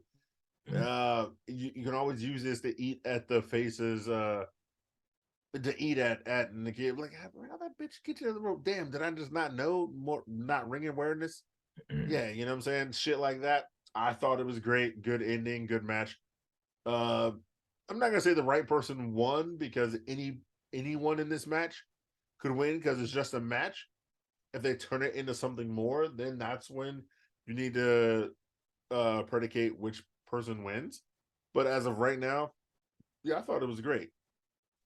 Caesar, real quick, your thoughts on Cora Jade with Kenzie backstage and Sleepy Chew fucking jumping her ass? Yeah, first, come on, Cora Jade was gonna hate, and Cora Jade played it beautifully. She was like, "I was there, I saw. Yeah, I've been here. This bitch gonna keep winning, and I've been here, and she don't deserve it. She ain't been here. I put in the work. I've been here." And then old Sleepy Chew talking about she gonna be super angry and then pulling up. No, this was perfect. This is perfect because Cora as the heel, saying who is a good wrestler and has almost been women's champion so many times. And her main focus is Roxanne came in, or she came in. Y'all loved her more than y'all love me. Blah blah blah. Roxanne keeps winning. Blah blah. But she also beat Roxanne and all that other shit. Great. This is a great setup. Winnie Chu comes on, fights that bitch, and then they can keep going on with that program. So we're not getting Cora and We're not getting Cora and Roxanne yet, but we will get a future Cora and Roxanne probably by Vengeance Day or some shit like that, which is totally fine by me if y'all want to amp that shit up. Stixy Drip Drip. We have Tony D and Stacks in the kitchen. Grayson, he didn't wait for the Don's birthday to ask for a favor. He went in and asked him willy-nilly. And then we have Nikita versus Zoe, and then Cora getting jumped by Sleepy Chew. Yeah, we had Tony D and Stacks in the kitchen working on that gabagool. Grayson coming in asking for a favor. I like it how they still kind of mix that a little bit of the Tony D family mob. You need to not, if you're trying to build up Tony D, you need to not go a couple of weeks, let alone couple of weeks to get on TV. So I like that. I do agree with Cesar. I would like to see after this North American Championship match, I'd like to see Tony D and Stacks go after those tag team titles. I think they'd be a really good tag team in that division. Zoe and Nikita, you can just tell they got good chemistry there. Like Cesar had even talked about, mean, you got to have really good trust with someone who has a lot of their offense that's kick based. Both these girls do, and they both laid into each other with them. And Zoe with the great heel finish to that win. I mean, I think this could be one that's going to go on for a while. So it was a really good match. It was a good match for them to have on TV. And Cora Jade and Sleepy Chew. I like how Cora is starting to get better on the mic. She's getting better in the ring and on the mic. And her still doing the callbacks to her and Roxanne. Like Cesar said, I mean, they're going to wrestle again. So I like how they had the callbacks. And then Sleepy Chew coming out of nowhere and getting her. I think that's good. I think this is going to be a good rivalry to build both of them. Ultimately, I think Cora should be the one that wins if with you keep building her, but this will be one that's a good to be able to build up Sleepy Chew as maybe a mid card, if not a girl who's on the fringe of the women's championship match. So all in all, these were pretty good middle of the NXT sandwich so far. Final thoughts on those two. I appreciate the slow build with Nikita. I understand why they gave Roxy the belt so quick, even though Nikita's been there longer. It's because Nikita's more green and Roxy has held gold before. And let's be honest, maybe the Booker T influence is there as well. But as far as but she was like a champion on the on the minors before. Well, before I forget, Sleepy Chew, I believe, is going to win the next match against Cora because of how humiliated she was on the first go around. But yeah, I agree, Sticks. Cora is going to come out on top eventually, but they gotta throw Sleepy Chew a dub here because when was the last significant win you can think of that old Sleepy Chew had? The lights out match against Tiffany Stratton. Yeah. Oh, Tiffany Stratton. Oh, I completely forgot about her. I think that's the commercial. Yeah, they're doing the New Year, New Me. That New Year's commercial. Oh yeah. Because a typical white bitch is always like New Year, New Me, and I think that's gonna be Tiffany Stratton because they showed like she has a blonde ponytail, fuck shit. I think it's gonna be her. Well, that answers that question. I can't believe I forgot about her. She's got. She could have got hurt or something, but we don't know. But, yeah. Fallon still in financial trouble at the bar with BJ. Kiana and G. Cesar put down his phone for this. Walk in. You know I did. Assessing the bar's worth. Kiana paid off the bills. The bank put a hold on it. Fallon calls her a bitch. They fighting for the bar next week. And then we get the NXT Women's Tag Team Championship matches. Gigi and JC versus Kaden and Katana versus Ivy and Tatum. The most interesting parts of this match is the fact that Mandy Rose is out of Toxic Attraction NXT, and the fact that we get to see more of Ivy and Paxley's tag team work. They really need more women's tag teams. Gotta get Kiana and G to tag now, so G's clothes can come off. Good Lord, Gigi's ass is fat. Who tapping that, by the way? All the women stepped their game up. Cesar 316 and then some. Great finish sees Kaden reverse Ivy's Dragon Sleeper into a pin and a retain. This was a great match. And then we have Oral Mensa getting repackaged. He and the Club. He a Club rat. Cesar? Or Sticks. What did you think of Fallon? That whole story with Fallon, BJ, the bar, Kiana, and G. The NXT Women's Tag Team match as well. I'm kind of interested to see where they're going to go with this Kiana and Fallon thing. Like, I mean, do you just go ahead and squash this whole thing next week, or do you have Kiana win, but you still make Fallon work at that bar? Like, do you still make her be like that bartender? Do you kind of drag this on? I mean, obviously the love interest with her and the one guy who's still a virgin. Brooks. I mean, do you still kind of run that for another month or so? I mean, I'm interested to kind of see where they're going to go with that. But more importantly, I'm more interested to see that goddamn assistant on my TV Yeah, we need more G in our our lives. Yeah. We need more. Yeah, Let me we talk need to you. more of that. Yeah, yeah. Listen, that's just a fact of life. We need more G in our lives. And this triple threat women's tag team match, it was really good. I mean, all three tag teams got their stuff in.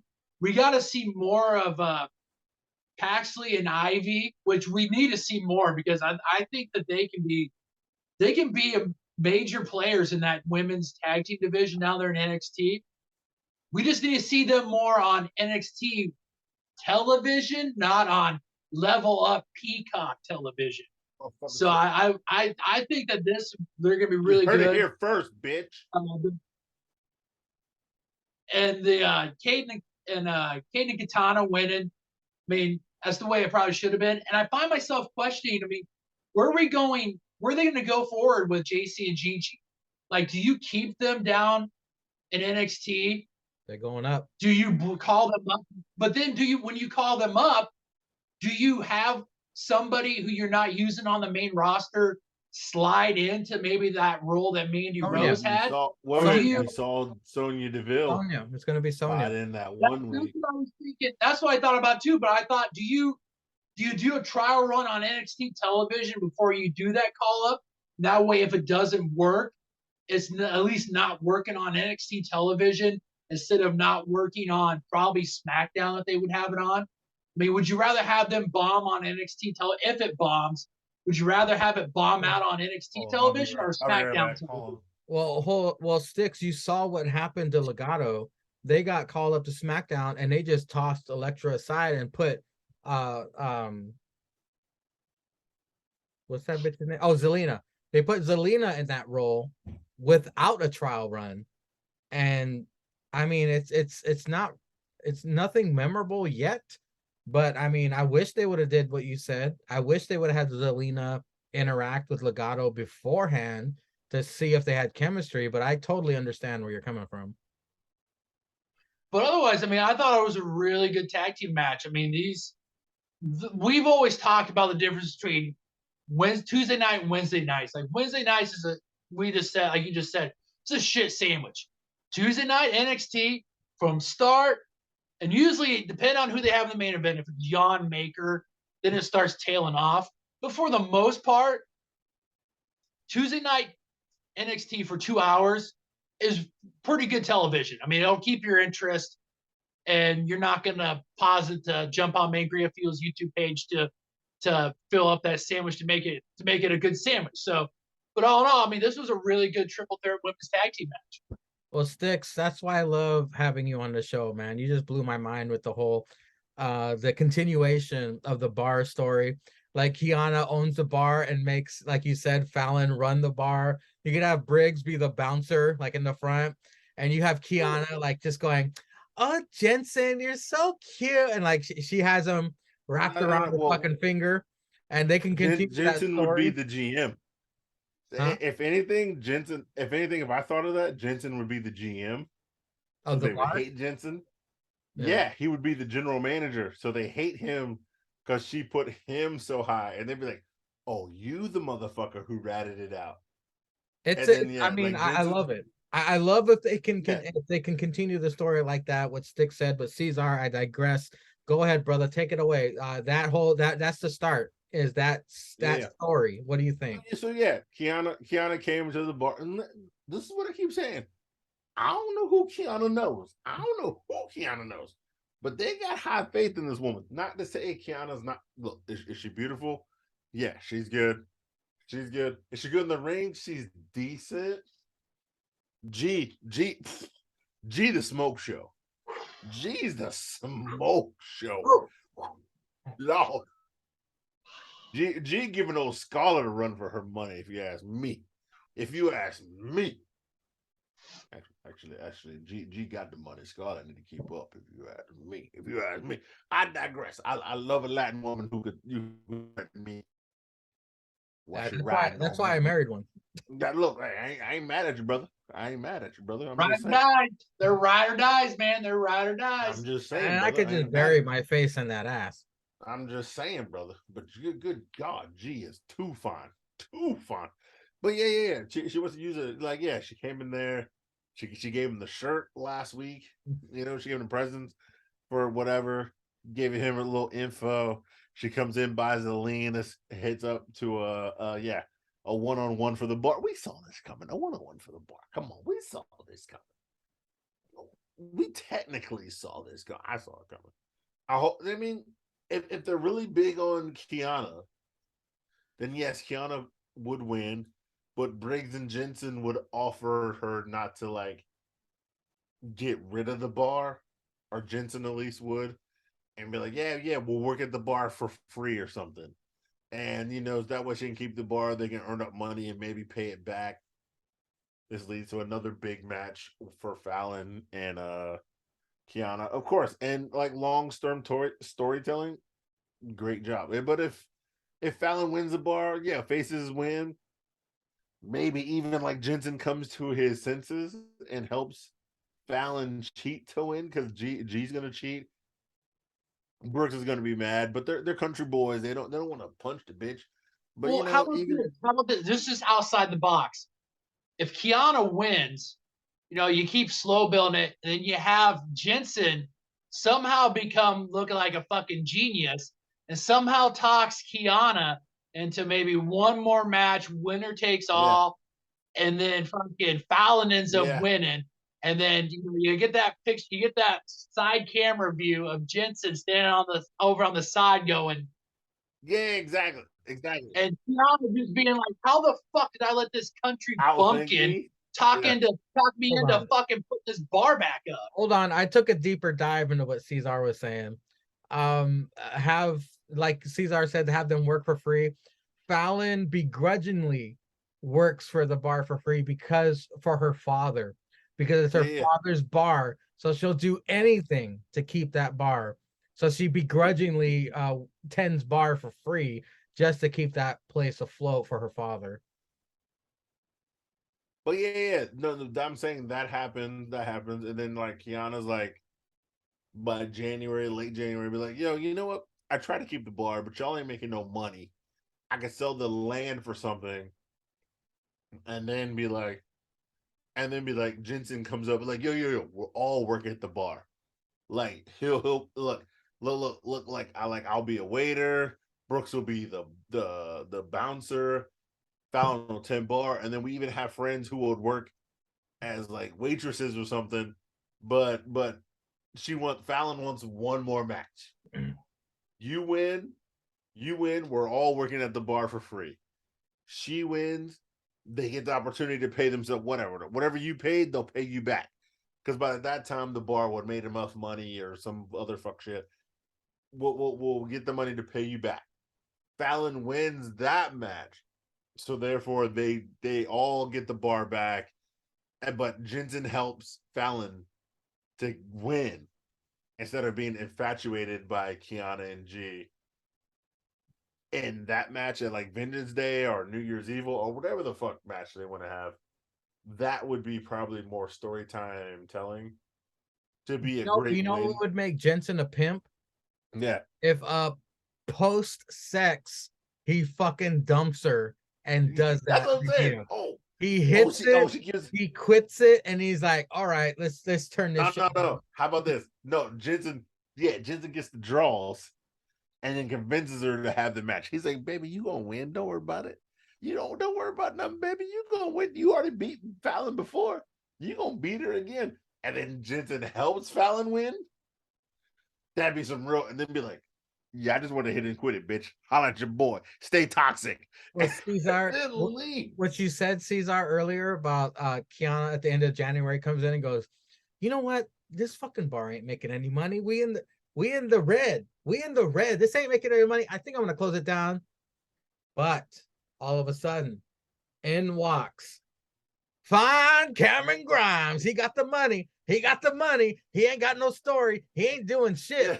I'm going to buy this bar and I'm going to run this shit. And there goes Cameron Grimes. He's a trios with BJ. There we go, right there. Give Cameron something to do. It would. Yeah, fighting Schism, trios, fighting the Hard R's and Odyssey. Sure, it could work too, but either way, yeah, it's all works. Like no matter where they're going, it's good storytelling. Good story. Cesar, the NXT Women's Tag Team Championship match. We had Gigi and JC, Kayden Now, and Katana versus Ivy and Tatum. These 6 bras all showed out and showed up to this match. This was a great tag team match. A great triples tag team match. And then, yeah, like old Sick Vic and Book said, the champions didn't have to be pinned to lose the titles in this match, but everybody showed up and showed out. And it shows that they got faith in what's her name? Paxley or some shit? Yeah. Yeah. They showed out with Paxley. She came out tagging with old Ive. We know old Ive can go in the ring. She's been having great singles matches, so I think it's the next step. We know you're having great singles matches on Level Up, and then now on NXT. Now they're putting you in tag matches to see how you're developing. And no, this was a great match with 2 tag team championship level teams. Mm-hmm. So they put them all in together. They all showed out. Yeah, it was definitely Cesar 316. Everybody got their shit in. Like everybody got their shit in this. I almost did a highlights only with NXT and AEW, but us taking a deep dive and waxing poetic on just a tiny bar story has been the best part of the NXT review so far. Yeah, speaking of Booker T sit down with Roxanne Perez. Book calls Roxanne the one. We get a history of Roxy's journey. Roxy looks up to Book. You can see the respect for him in her eyes. It was a great story. Makes me love her even more. Apollo out to the ring with 0 pop. Gives props to Roxy as well. Kind of sounds like they pumped in fake crowd noise for him, because I was looking at the audience. Nobody was moving, and everyone was looking at their phone, just like Cesar right now. Dialed in cheers. Mello comes out, tells him to go to the back of the line. Apollo praises him, but Mello disrespects him. No matter how good you think you are, there's always someone better. New Day in locker room. Pretty Deadly, yes boy, approach with gifts. They don't have all the gifts New Day asked for. They gotta get Nails' prison bodysuit and Tyler Breeze's selfie stick. I love the shouts out to fucking Nails and Tyler Breeze. Isla spits and the honky tonk man. Isla spits wolf cum in Alba's face. All right, Cesar, what do you think of Booker T's sit down with Roxy, and then Apollo and Mello segment, and then New Day and Pretty Deadly? So it was great. Booker T with Roxy, who we all know came from Booker T's reality wrestling. And them just going over the timeline of being like, hey, I asked you every day, like, what happened, blah blah blah, this, that, and that. And he's like, yeah, I've seen you from the videos of, and even WWE pulling up those videos. She talking to Natalia back in the day as just a teenager. And then I almost forgot. Like, she's only been NXT for 9 months. Like, I honestly thought Mello had the quickest rise to championship, but it's technically Roxy now.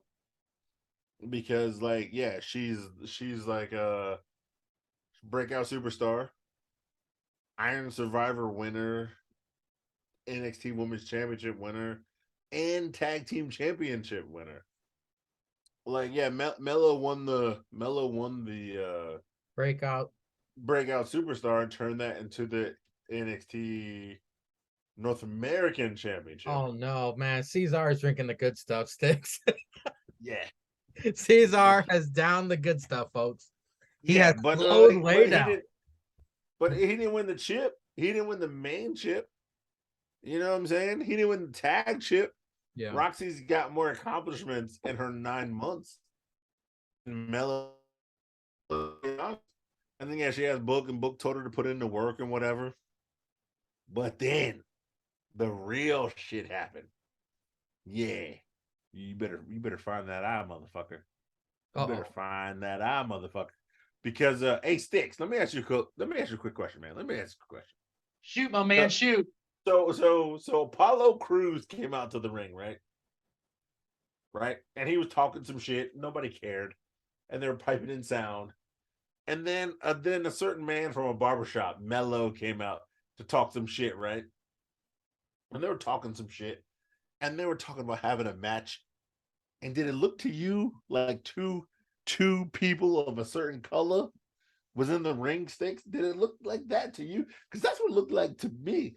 Did it look like two people? To me that we were gonna get ninja on ninja violence coming up. I mean, that's just a country bumpkin in the Midwest just watching TV on a Tuesday. That's just my opinion.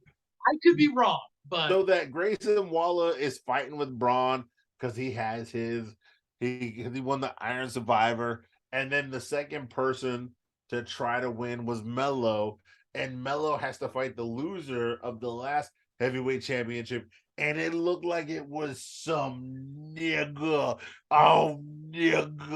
violence about to go down because somebody has to be him, right? Somebody has to be him. Hold on. And I am. Hold on, Cesar. And I am. On this tripod. No, screw you, cross-eyed kid. No, don't talk to me. Wait till I finish. Because on this podcast, I am the man who calls on the nigga match. Well, let me, Cesar, don't you think it'd be apropos if all of a sudden those two were out in the ring and then the hard R's came out and then they somehow forced Apollo and Mello to be a tag team, and you had them go against the hard R's on New Year's Evil. But you know what though? That wouldn't happen. You know why? Because the Trick and Mello gang is always there. And so somehow Apollo wouldn't be there, but Trick would be there, and it would be Trick and Mello, the nigga. Oh no, you know what even worse? Because the hard R's are with Odyssey, bro. And they're a team. And then since Apollo and Mello got a fight, it would be the nigga. Hey, you know what I was going to say? Going back to the bar story, you talked about, you threw the hard R's in there. Yeah. What if they were to lose and they had to be forced to work in the kitchen and make that country fried chicken for the bar? That would be cross-eyed kid at his finest. At his best. Because I already see where it's coming. Yeah, it's gonna be the hard R's and Odyssey Jones, the nigga versus the Apollo Crews, Trick and Mello game, the nigga versus match. Oh, it's gonna be. You gotta build that. Hey, you gotta do that slow build. So that way it happens at Vengeance Day in February. Oh, this is going on February. This Vengeance Day. This ain't no New Year's Evil. This is Vengeance Day. It's gonna be nigga on nigga on nigga on nigga on nigga on nigga. Hold on, fellas. Hold on a second. It's gonna be 6 niggas in the ring. Django came to save this shit. Yeah, you cotton candy cross-eyed fuck. I just got on this podcast earlier to talk about the rise of Mello. Were you guys not listening? You see, no. Apollo. Hold on a second. Hold on. Apollo Crews just challenged Braun for the championship. So you guys are so blind you're not seeing. Hold on a second. You guys are so blind you're not seeing the picture here. You see, once Mello vanquishes Apollo, that was a championship contender. You see, then Mello will be just one step closer. I mean, there's going to be 25 more steps, but he'll be one step closer to LeBron Breaker. Sure. Title. As far as the hard R's and Odyssey, I mean, Idris and Malik. I'm sorry, I didn't mean to say that. Idris and Malik and Odyssey. You see, we're building them up as well. You guys are so blind. You're so blind. You might even well as call yourselves cross-eyed. You're so blind. I can't believe the racism I see the real thing pouring coming out of your mouth. You see, Mello is going to the moon. So you gotta give props. 25 other black guys to get Gotta there. give And props. 5 of the black janitors they got backstage for him or to get that title shot. Or props are due, all right? See, I'm not as bad as Tony Skeets. I'm the heartbreak kid. Hold on. Oh, no, that's out of line, Cesar. That's out of line. Mello is going to be champion in less than 5 years, I promise you. But once he gets through Apollo, he's got to go through at least Tommaso Ciampa after that. But I'm saying he's on his way. All right, I've said enough. I got to go. Suck it.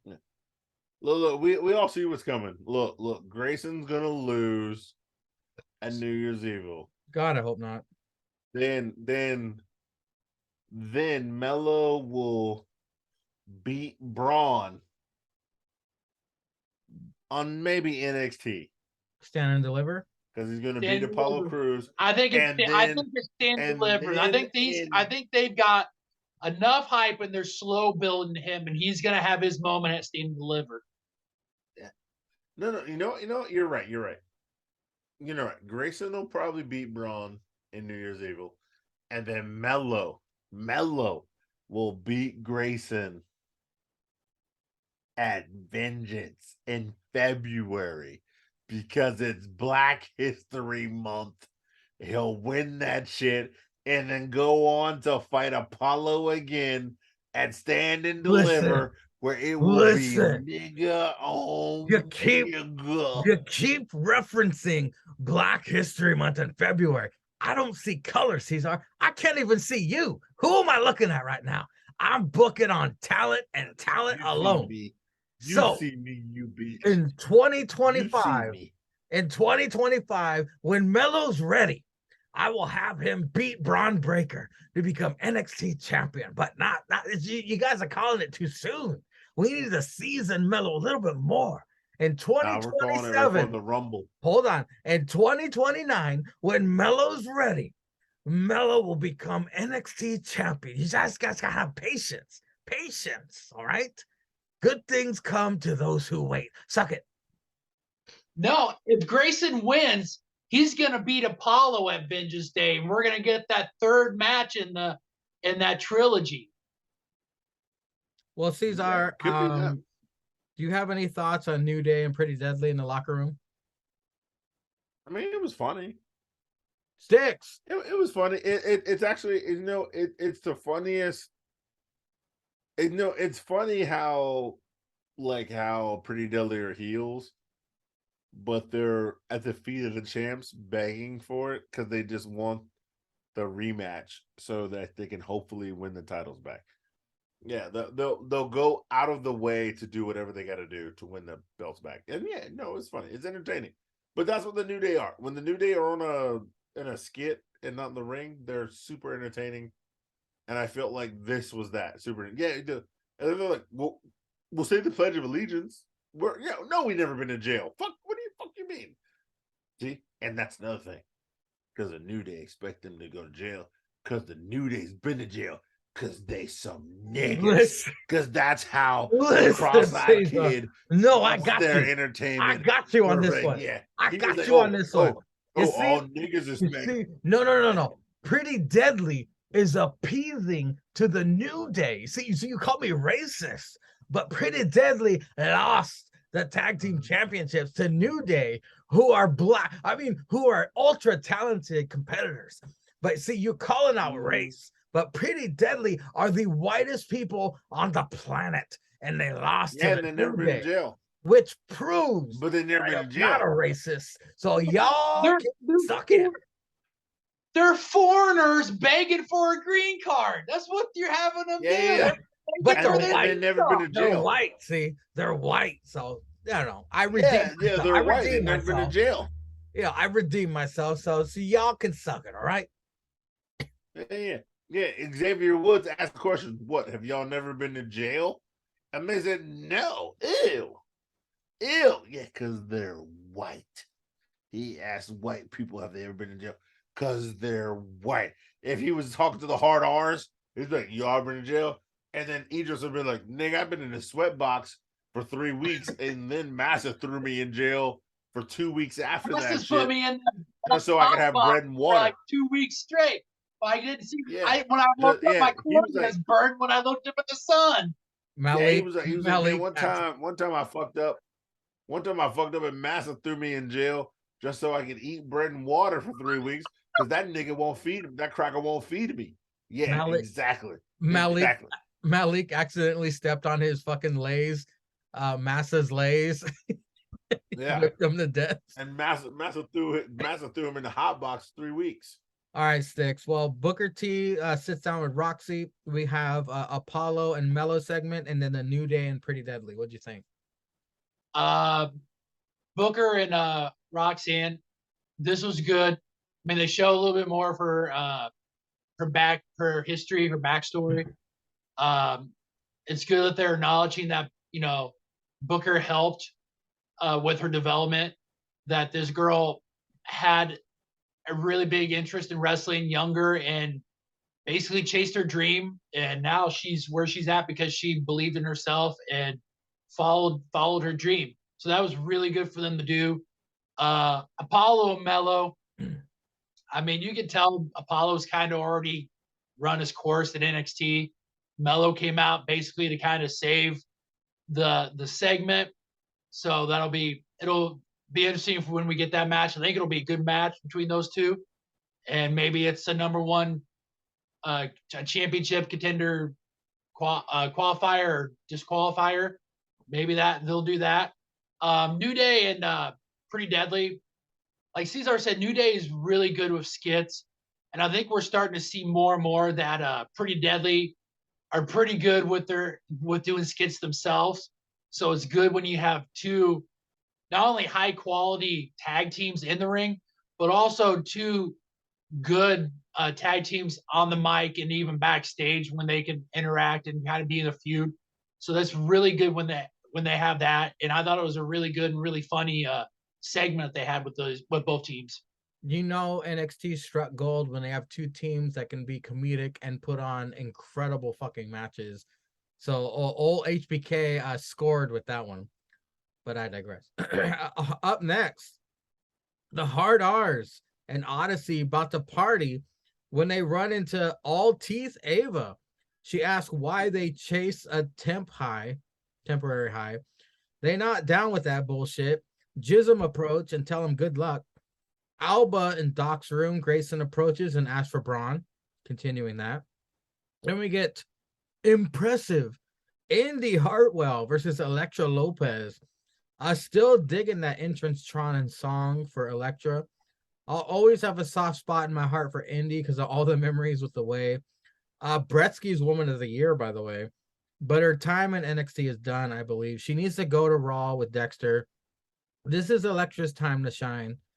We've seen her legato talents, but she is so much more. She's like a taller, thicker Zelina. Elektra nuts Indy for the win. Where did old Elektra get those?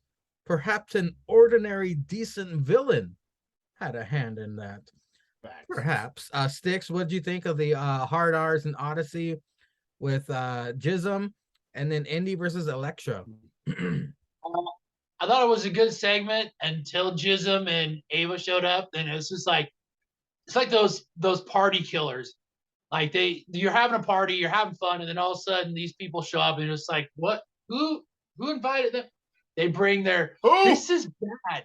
This is bad. Don't you know this? The Lord would look down upon this. Like, just fucking partying. The fuck you talking about? We ain't worshiping the devil. We ain't resurrecting Satan. Man, what the fuck you doing talking here? So I mean, it's nice that they're gonna possibly have them in a program with the Hard R's and Odyssey. I mean, I hope anytime we can get Hard R's and Odyssey on our TVs. I mean, it's a must viewing event. So I was glad to see them get that. And Indy and Elektra, I mean, this was a good match. I mean, Indy's on her way. She's not going into business for herself. Like she's still putting that work in. She's helping the new talent of NXT look good, even if she's on her way out. This match was good, and with Elektra using the Nux to win, it still allows her to be that heel big boss bitch. So I liked it. I like both women, and I'm a huge fan of Elektra, and I'm glad they're giving her ring time to start shining and build her up as a women's championship contender. So I liked both segments. Caesar, we had the Hard R's and Odyssey get their party pooped on by Buzz Killington Jism, and then Andy versus Elektra. Yeah, man. So, it's never a bad time. Never a bad time when the Hard R's show up, man. Hard R's are showing up. No one cracking on their shirt on. I still don't know how he gets in the club with no shirt on because, let's be honest, no matter how buff you look, you ain't getting in the club with no shirt on. And yeah, they try to move to old 48 teeth, and suit bitches like, hey man, blah blah blah blah blah. Y'all just feeling your heart, blah blah. Bitch, look, maybe niggas like going to the club. I like going to the club. I go to the club, I have some drinks. I know the bartenders, we have a good round, we have a good time. Some of these, new bitches think they can pull the moves of like, hey, didn't we take chemistry together? No, bitch, because I don't know your stupid ass. So pay for your own drinks, kick rocks, and everybody has a good time. You get to yell at a bitch. You have some drinks. You with the boys. You with the girls. You get blacked out. You take some chick home. You blacked out. You ski in her. She doesn't have your baby. You buy her Plan B omelet. Hey, good times, man. Hey, that's the game. That is the game. The Hard R's are trying to do that. The butt schism rolls up. You know what I'm saying? Old British fuckers and Joe Gacy. Emphasis on the gay. And then they out here talking trash. And now they got a match next week. But all right, that's cool. Because the Hard R's got ultimate passes on Tuesdays now from the farm. You know what I'm saying? They out here, they getting sour cream and potato chips Wednesday through Sunday now. Y'all done fucked up. Y'all gave them passes on Tuesdays. Y'all done fucked up. They're gonna be out here whooping ass, taking names. I know OJ, not killing white bitches, OJ. I mean Odyssey Jones. He gonna be out here slapping bitches in the face, slapping crackers in the ring. Yeah. Yeah, you know what I'm saying? If the glove don't fit, you must quit. He out here doing work, doing dirt, slapping bitches, and getting it. And y'all challenging them? Just see the background, you stupid beach. What's the next case, Mangria? Elektra versus Indy. Ooh, Elektra. Ooh. One of them Latin mommies, you know what I'm saying? Them Latin mommies out here. Ooh. This is great, though. This is great. We all know Indy is Indy. She's established herself. She's a tag team champion. She's never been NXT Women's Champion. And they do promote women who aren't NXT Women's Champion, but then maybe even give them a championship on Raw or SmackDown. And Indy's good enough to be on Raw or SmackDown. Hopefully she would go to SmackDown. SmackDown needs more women. SmackDown needs more women. Yeah, but the way on Raw would be better, a better fit. Of course it would be. Because, if she went to Raw, she would have Dexter and Johnny and Kent. Oh, if they rebuilt the way on Raw and then excluded Austin Theory because he's a dick, that would be great TV work. Great TV work. If they, you know what, you're right though. They could put her on Raw. It'd be great. It would be so great, and she doesn't need to win the chip because there's a lot of great wrestlers on Raw who never won the NXT Women's Chip. Like that, Candice could win the Raw in a tag team. Like, let's be honest, Candice Candice is great. She could win it. But if Candice and Indy win the tag team chips versus Damage Control, That would be that great. that match would be great. You could put that match on pay-per-view. If you don't, the free money match, baby. So yeah, and then Electra hitting her with the nugs, and then hitting her with the nugs, falling on her. Yo, that's classic Santos. And then even Booker T. What the hell was that? Yo, what was going on? She used the nugs. If you ain't cheating, you ain't trying. Shucky ducky quack quack. So it was great there too, man. So I ain't got no problems with what happened. Because me watching the match, I was like, what the fuck? I was like, what do you mean? What the fuck? I was lost too. And then when they showed the fucking the nuts hitting her when she picked her up, I was like, oh shit. I was like, yo, this is great. I was like, oh, all right, you showing the slow motion. Okay, cool. And then I was like, damn, that was great. Because at first I was like, yo, what the fuck is this bullshit? So yeah, I thought it was great, man. Like the way Electra walked off talking trash after hitting him with the nuts. Yeah, great. Up next, Black Broccoli with Kenzie backstage. He taking out the opponent with the biggest mouth of all, Tony D. Then he going for the Thin Boss Man. We get Sol Ruka versus Blind Alba Fire. Nope, Isla Dawn attacks Alba again. Traps Alba's arm in ring steps and smacks it with a bat. 6-3-16 for all these chicks. Chase you. Lines up for gifts for Andre. He's allergic to fruitcake. Scott done fucked up, as well as others. Duke tricks a brother into giving up his gift to Andre. High praise from Andre. Group hug. Thea's titties all over Andre's back. Fallon and BJ with Kenzie. BJ going balls to the wall against the New Day. Kiana and G approach. Kiana gives Jensen wood.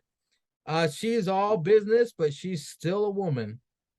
Gulak gonna train Big Country.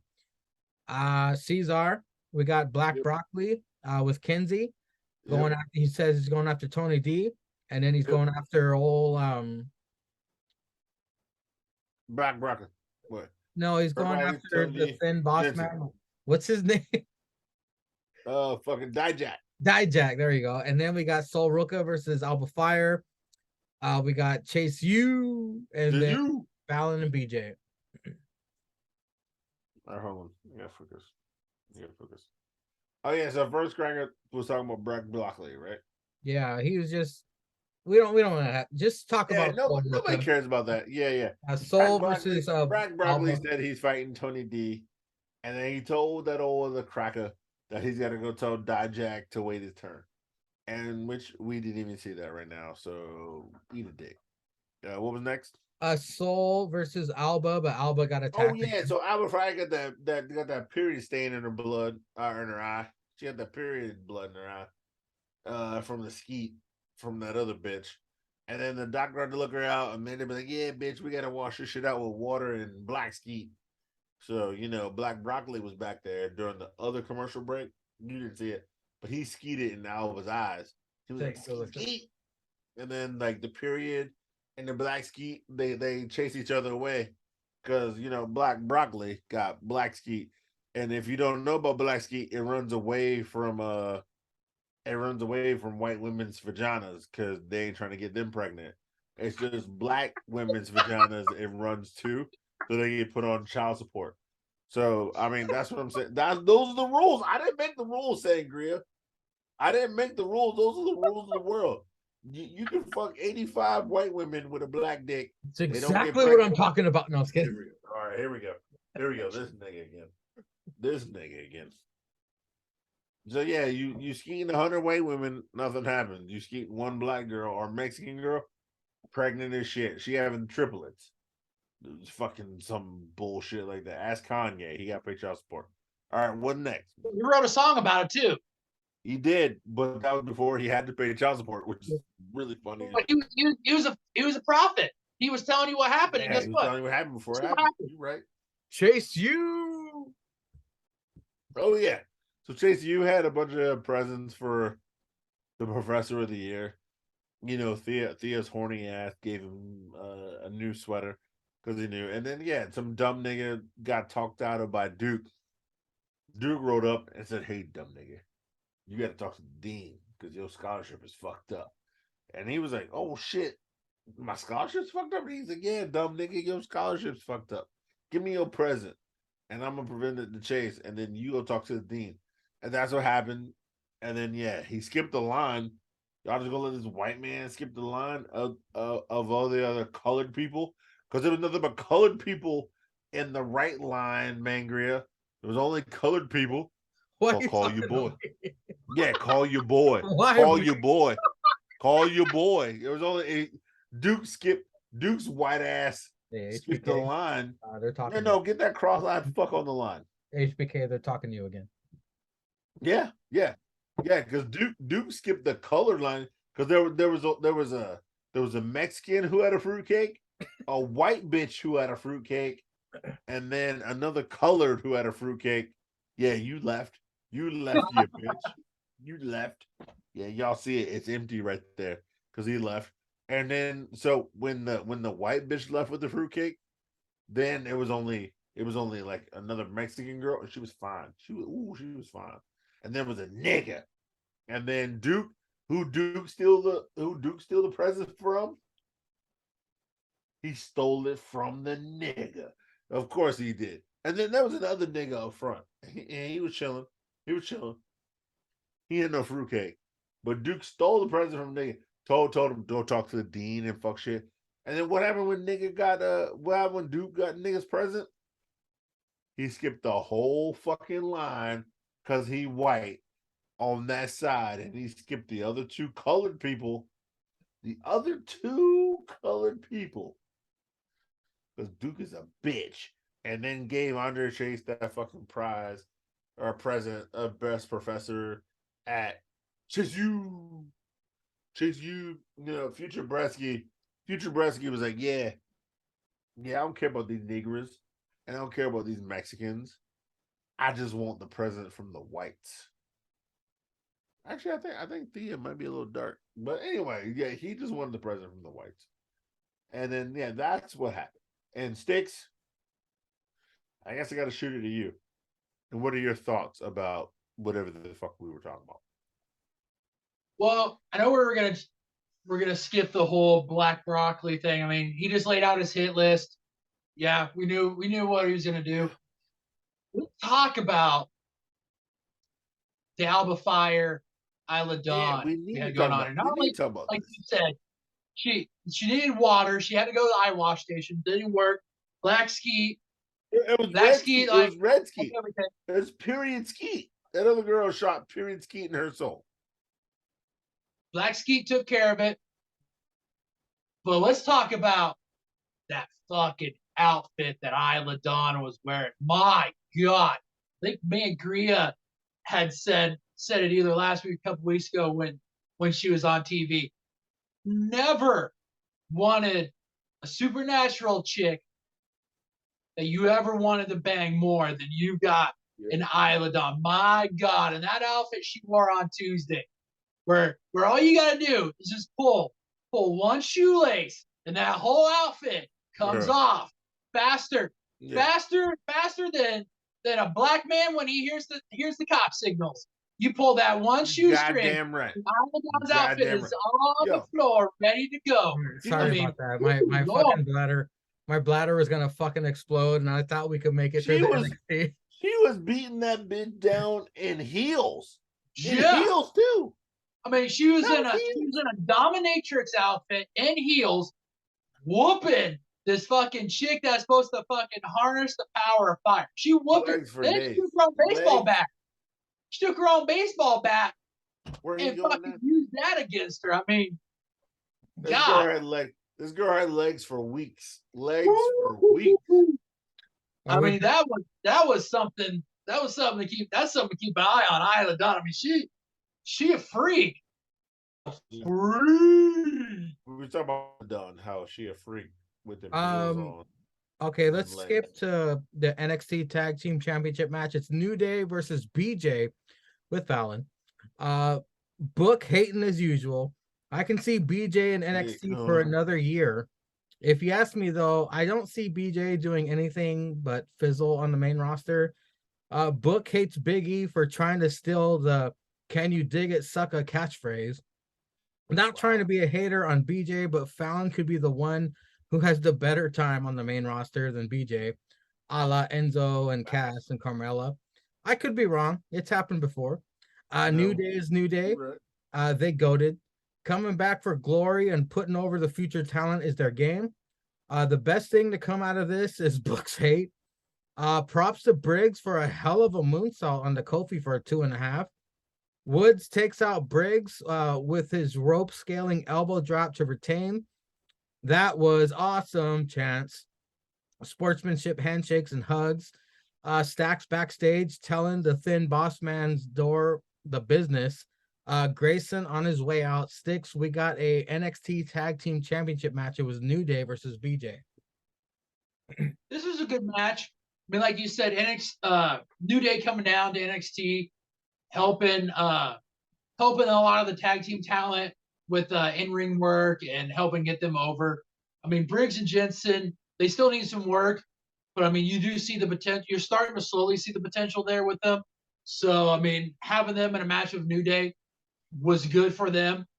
New Day retaining, I mean, that was good. I mean, it allows them to keep working with different tag teams, and it'll be interesting to see who they have as the tag team that beats them. Do you go ahead and run it back and have Pretty Deadly do it, or do you have a tag team in mind that you think that is good enough to take that championship away from them and be the new flag bearers?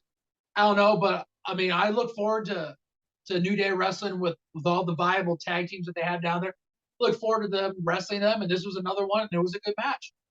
I hope the Creeds do it. But Cesar, your thoughts on the NXT Tag Team Championship match is New Day versus BJ.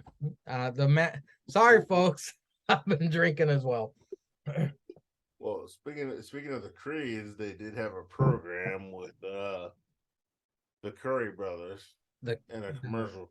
But New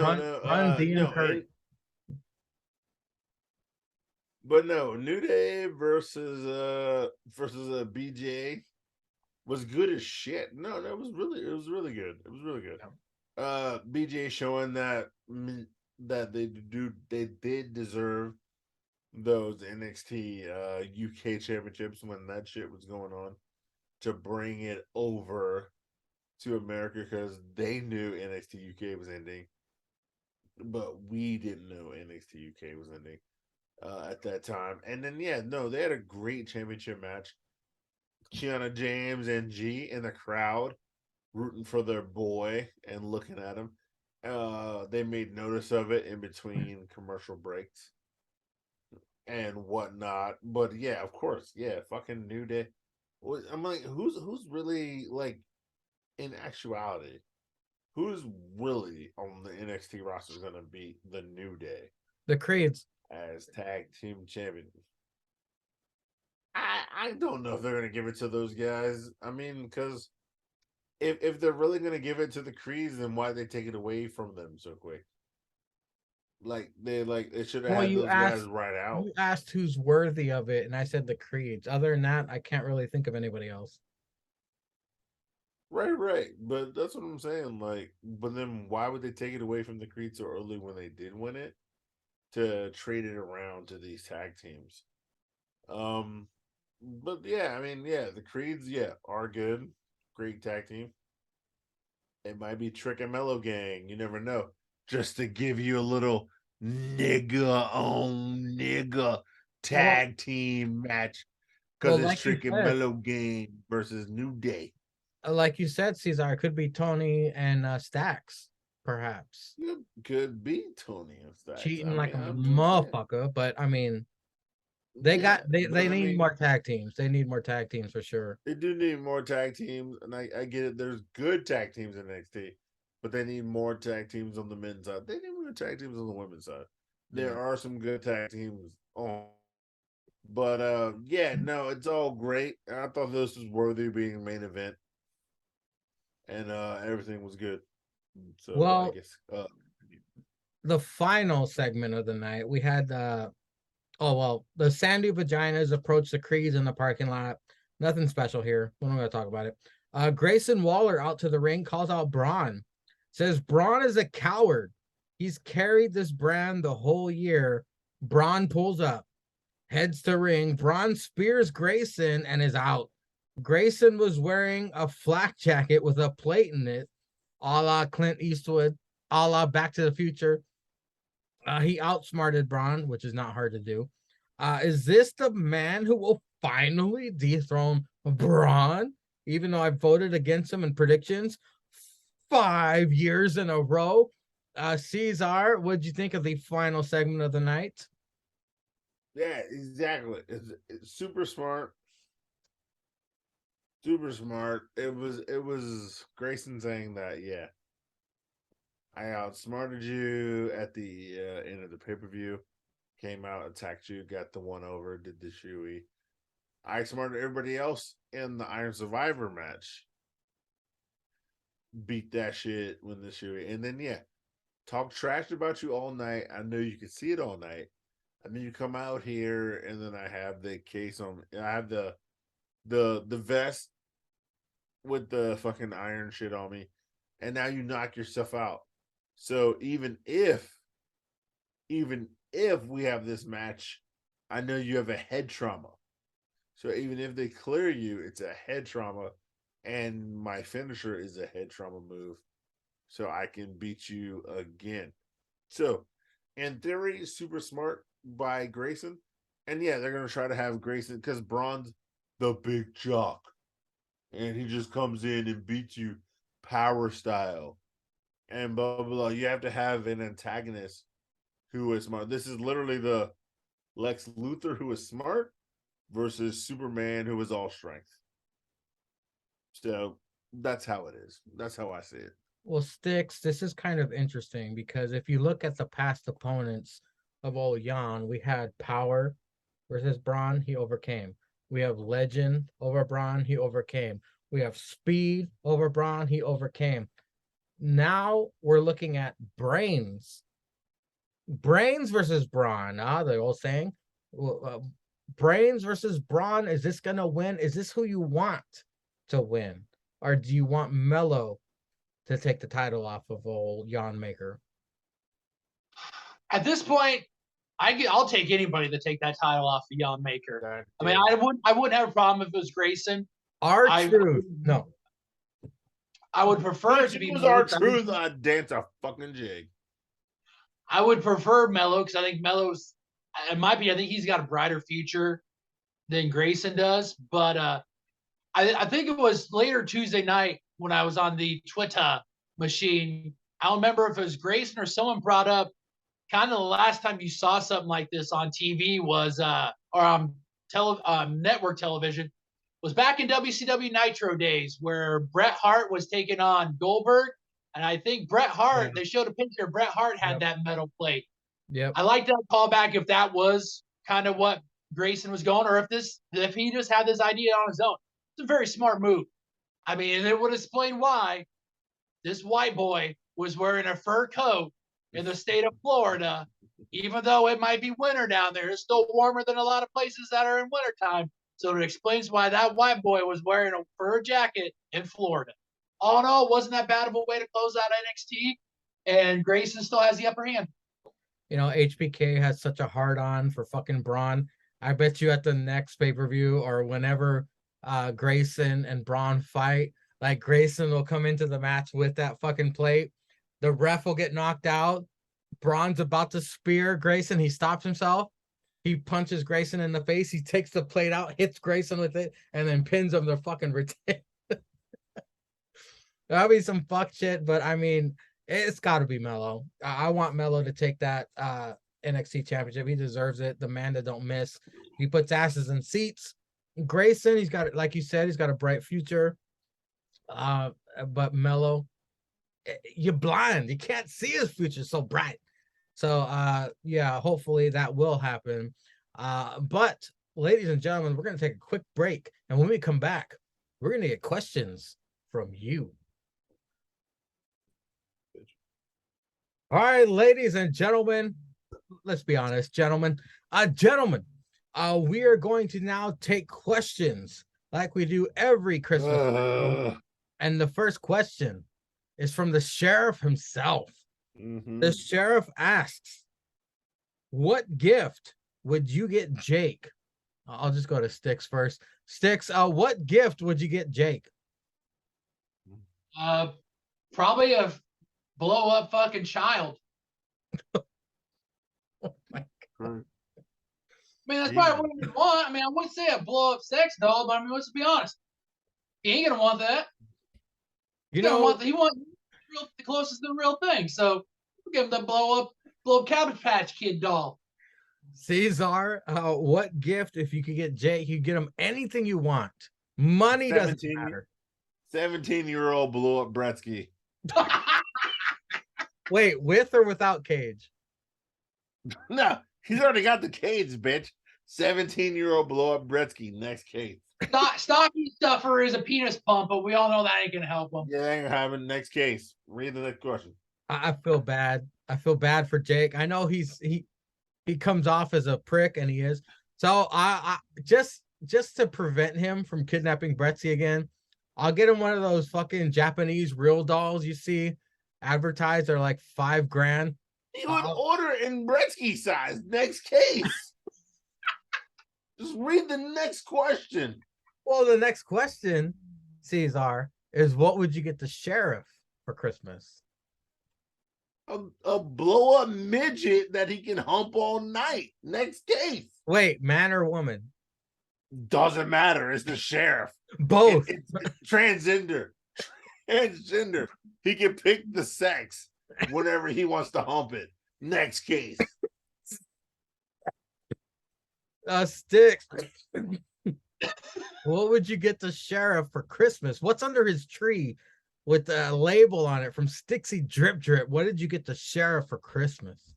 Well, this is a twofer. I'm getting that fine gentleman, a midget stripper, and 2 fucking blunts of the finest fucking weed from Martha's Marijuana Lounge, and letting this man have a Christmas that he will never, ever forget. Yeah.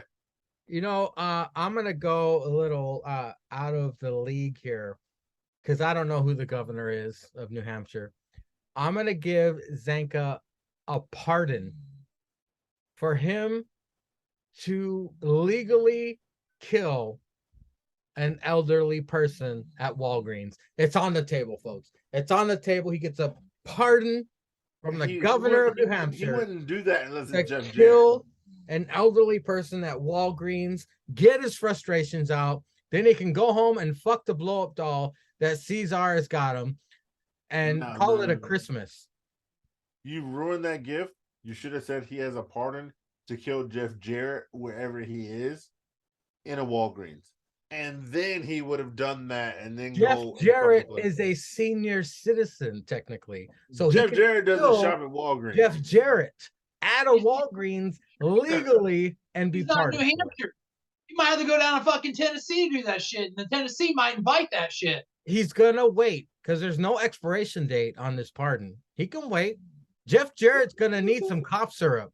Jeff Jarrett is gonna need some fucking Christmas decorations. Jeff Jarrett is gonna stroll. The sheriff has ADD. The sheriff has ADD. He would kill some guy who looks like Jeff Jarrett right now. Good. He'll be but it's not for it. Actual Jeff Jarrett. He'll be pardoned for it. He can do what he wants because he's got a pardon to off anybody he wants. Well, let him kill the right Jeff Jarrett. Bitch, he can kill the left Jeff Jarrett. It doesn't matter.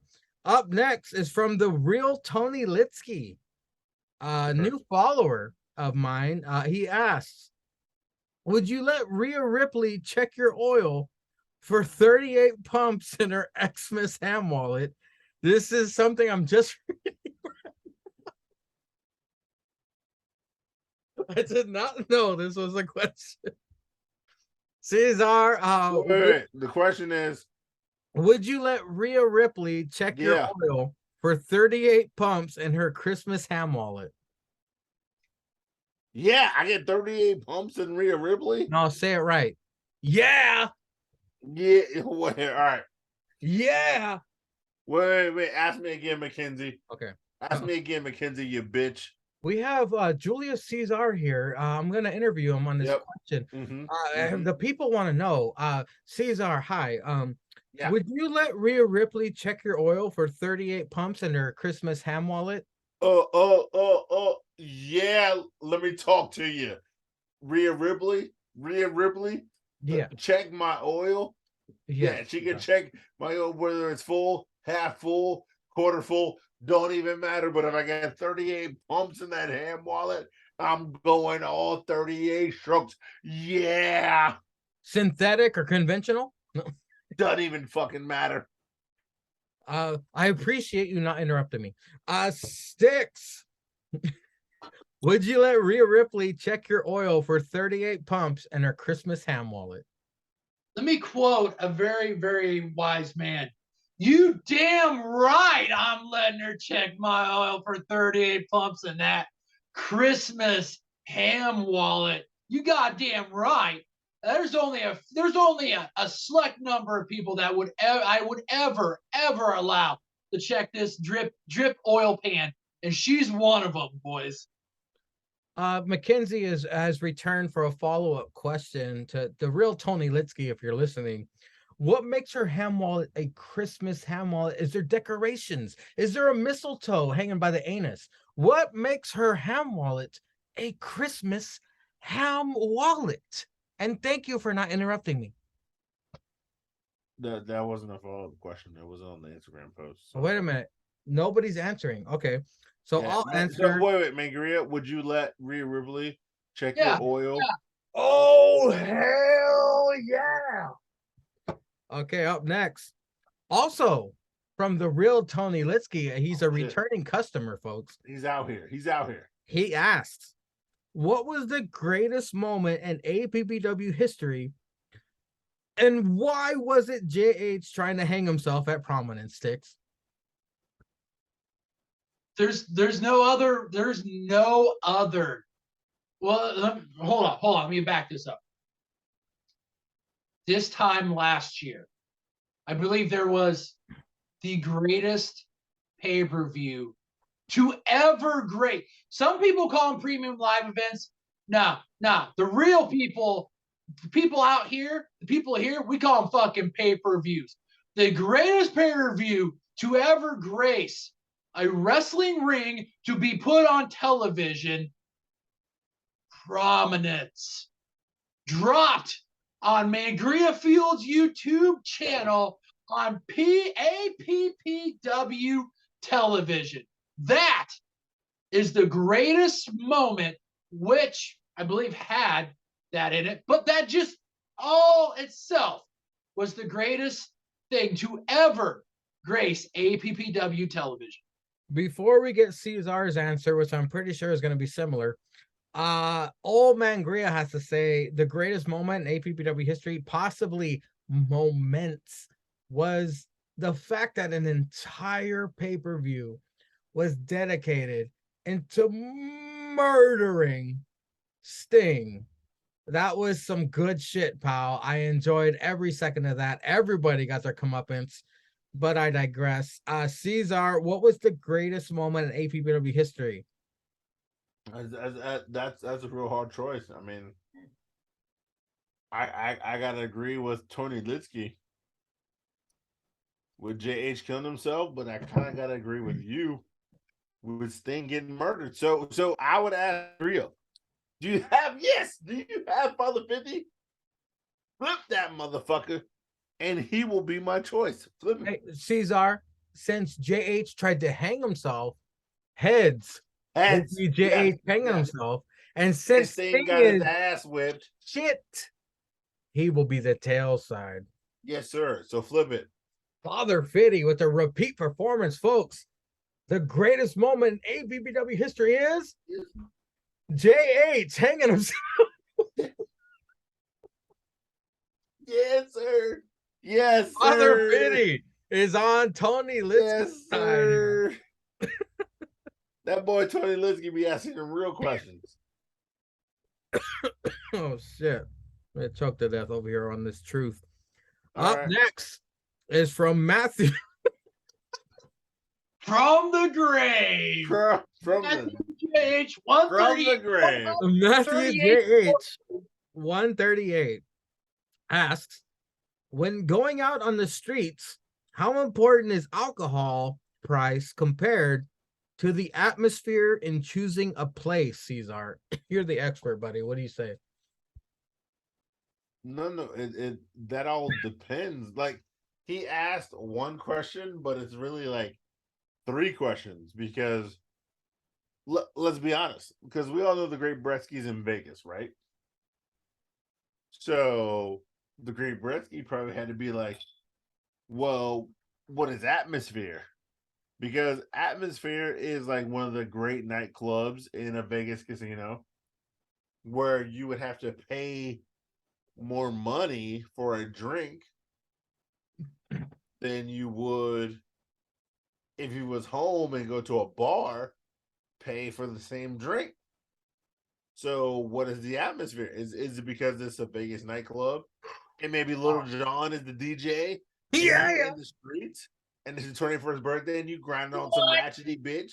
You grind on some ratchety bitch like this, you like pump it, pump it, pump it. Okay. Pump it, pump it, pump it. Okay. Pump it, pump it. Or you in dirty Jersey, paying $3.50 because you know the bartender, I'm gonna need about 350. and you with some ratchety bitch who's ugly as fuck, not a Vegas 10. She's like a New Jersey 4. And you still like this. Pump it, pump it, pump it, pump it, pump it, pump it, pump it. Okay. So it depends. What? It depends on where you at. Because let's be honest. I go out to bars where I know the bartenders and I get drunk for cheap. And then after a while, the girls all start looking like 10s. And I don't really give a shit because I'm Litsky as fuck. Like that man Tony who asked them original question. But if I'm going to Vegas, I'm not paying for 8 drinks. I'm drinking in my room by myself because I can go to CVS and get a bottle because in Vegas, you can get drunk and you can get bottles everywhere. Yeah. I might get on the dice table, with $100, clackety clack, shake them up and get like 5 rum and cokes, go to my room, get dressed, and then go to the bar. So it all depends on the location, you stupid beach. So Cesar has said Vegas 3 times, which you say Beetlejuice 3 times, and here comes Beetlejuice. Cesar said Vegas 3 times, and that takes me back. Vegas is my favorite place on earth, and I can answer this question as accurate as possible. Your boy always brings a case of Mangria with him when he goes to Vegas. Because the best thing about Vegas, speaking as an alcoholic, is they don't judge you, which is why they give you mimosas for free at the buffets. And I start my day with old Linda's Bush. I fill this bitch up. I down this bitch. And then I start my day. The sun just came up and your boy's drunk. So I agree with Cesar. Sticks, your thoughts? I think it depends on what you want to do with your night. Like, if you want to go out just to have fun and get drunk, or do you want to go out and plow a fucking Jersey 4? I mean, sometimes you got to have those nights. You might be in a slump and you got to get back on track. I mean, no one faults a basketball player for taking a layup to get that shooting streak starting back up again. No one faults a basketball player for making a free throw to start that stuff up. So sometimes you got to take a 4 to start building up to get to that fucking almighty 10. So I personally, I don't go out all that much anymore, but with me, it would be atmosphere. Like if I'm gonna go out somewhere, I want the atmosphere to be kind of cool, calm and collect. And if I'm gonna pay more, then I guess I'm not gonna get as drunk as I originally thought I was going to. But as long as I'm not, if I'm paying $2 and there's fucking bar fights and I gotta duck and dodge fucking flying Miller Lite bottles and shot glasses, I mean, after about a 12 pack of fucking Miller Lite, your boy ain't moving quite as well, and I'm gonna catch something. So I would probably at this point, it's just all about atmosphere. If I want to pay more, then I'm gonna pay more. But if it's a calm, cool, nice atmosphere, then I'm good with it. Well, this might be a question Cesar skips because Matthew JH also asked, what do you think Santa drinks to unwind? I'll go first. Since it looks kind of like milk and he's old as fuck, just like our boy JR, I gotta say some Moscow mules for old Santa Claus to unwind after a long night of make-believe. Sticks, what say you? Let's just be real honest. He's doing body shots off Mrs. Claus. Whatever you're gonna want to put on her, you're gonna have that. You're gonna have it pour down Mrs. Claus's body down to you. It don't matter. I would imagine, let's just keep it in the spirit, peppermint snot body shots off Mrs. Claus. But does Mrs. Claus have her saggy ass titties thrown over her shoulder or her saggy ass titties going off the side? She's doing either or. I mean, she's gonna make Mr. Claus probably work for it. I mean, if she's got to put that work in, I mean, I know the guy put in a long day's work, but Mrs. Claus is a female. She's still gonna make you work for that regardless. So she'd probably do them both. I agree with you 1,000%. Cesar, do you want to bother with this? What was the question? All right, moving on. The sheriff asks, wow, this is all, I guess that everybody knows us. The sheriff asks, what's your go-to adult beverage? Yeah, you guys, my name is fucking Mangria. I'm drinking Mangria. It's Mangria. Cesar, your drink of choice, sir. I don't know if he means necessarily tonight or your favorite, but my favorite drink of choice out in the streets is a rum and coke. It's quick, it's simple, and the bartenders will lose count of how many you've had. So that's how you also get a cheap tab. Because you can go out all night, just drink rum and cokes. They'll just keep feeding you rum and cokes. They'll be like, God damn, that nigga just want to drink rum and cokes. Wait, which rum? Captain Morgan? Doesn't matter. House rum. House rum? Okay. Yeah, the house rum. That's how you get them really confused. The house rum, they'll just keep pouring them up, and you'll keep drinking. And then at the end of the night, you're like, yeah, man, I got like a $20 tab. And they're like, yeah, wait, hold on, $20 tab? I know I poured that nigga at least like 10 drinks. And the drinks are $8 a piece. That should be, but they gave you and you tip heavy. Tip heavy. If a bartender didn't give you the price of all your drinks, pay for you had all your drinks with tip. Wait, what are we talking? Are we talking 20? I'm talking like look. All right. Like, I drink rum and hose. Rum and hose should be at least $6-7 a drink, right? Mm-hmm. $6-7 drink. And I'll drink if I go out there and it's like 10 o'clock and I'm there till 2 o'clock and I had some shots and some shit with like probably 10 rum and hose and you only charge me for 6 rum and hose. I know rum and hose is like 7. You think about that shit. If I drink a drink that's $7 a piece and I drink 12 of them shits. 12 of them shits. And it's $7 a piece. $84. That's $96, right? 84, right? No, wait. I think it's you said 12 times 7? 8 is 96. Yeah. 8 is 96. Whatever you said, 76. But you only charge me for like 4, which is 48. Well, no, 7 times 4. Don't math right now, Cesar. Whatever.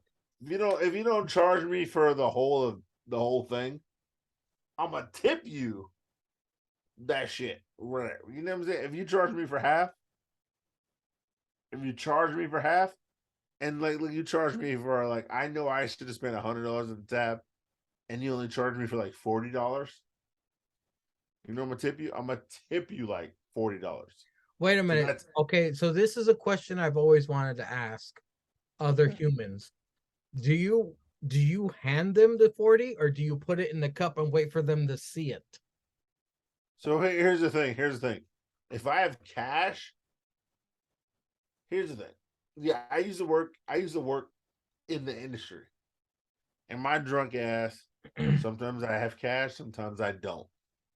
And then sometimes I will ask people what's their Venmo to really be Wow. on some gangster shit. Nice. Because if I know you, I'll ask what's your Venmo. Okay. And then like let's say I drink some drinks, right? And I buy some shots for people, and I'm like, yo, I know this my man's like Sticks behind the bar, right? And I know this is my man's. I'm drinking my drinks, and I'm gonna ask for shots. And then like I know I ordered like $150 worth of shit, right?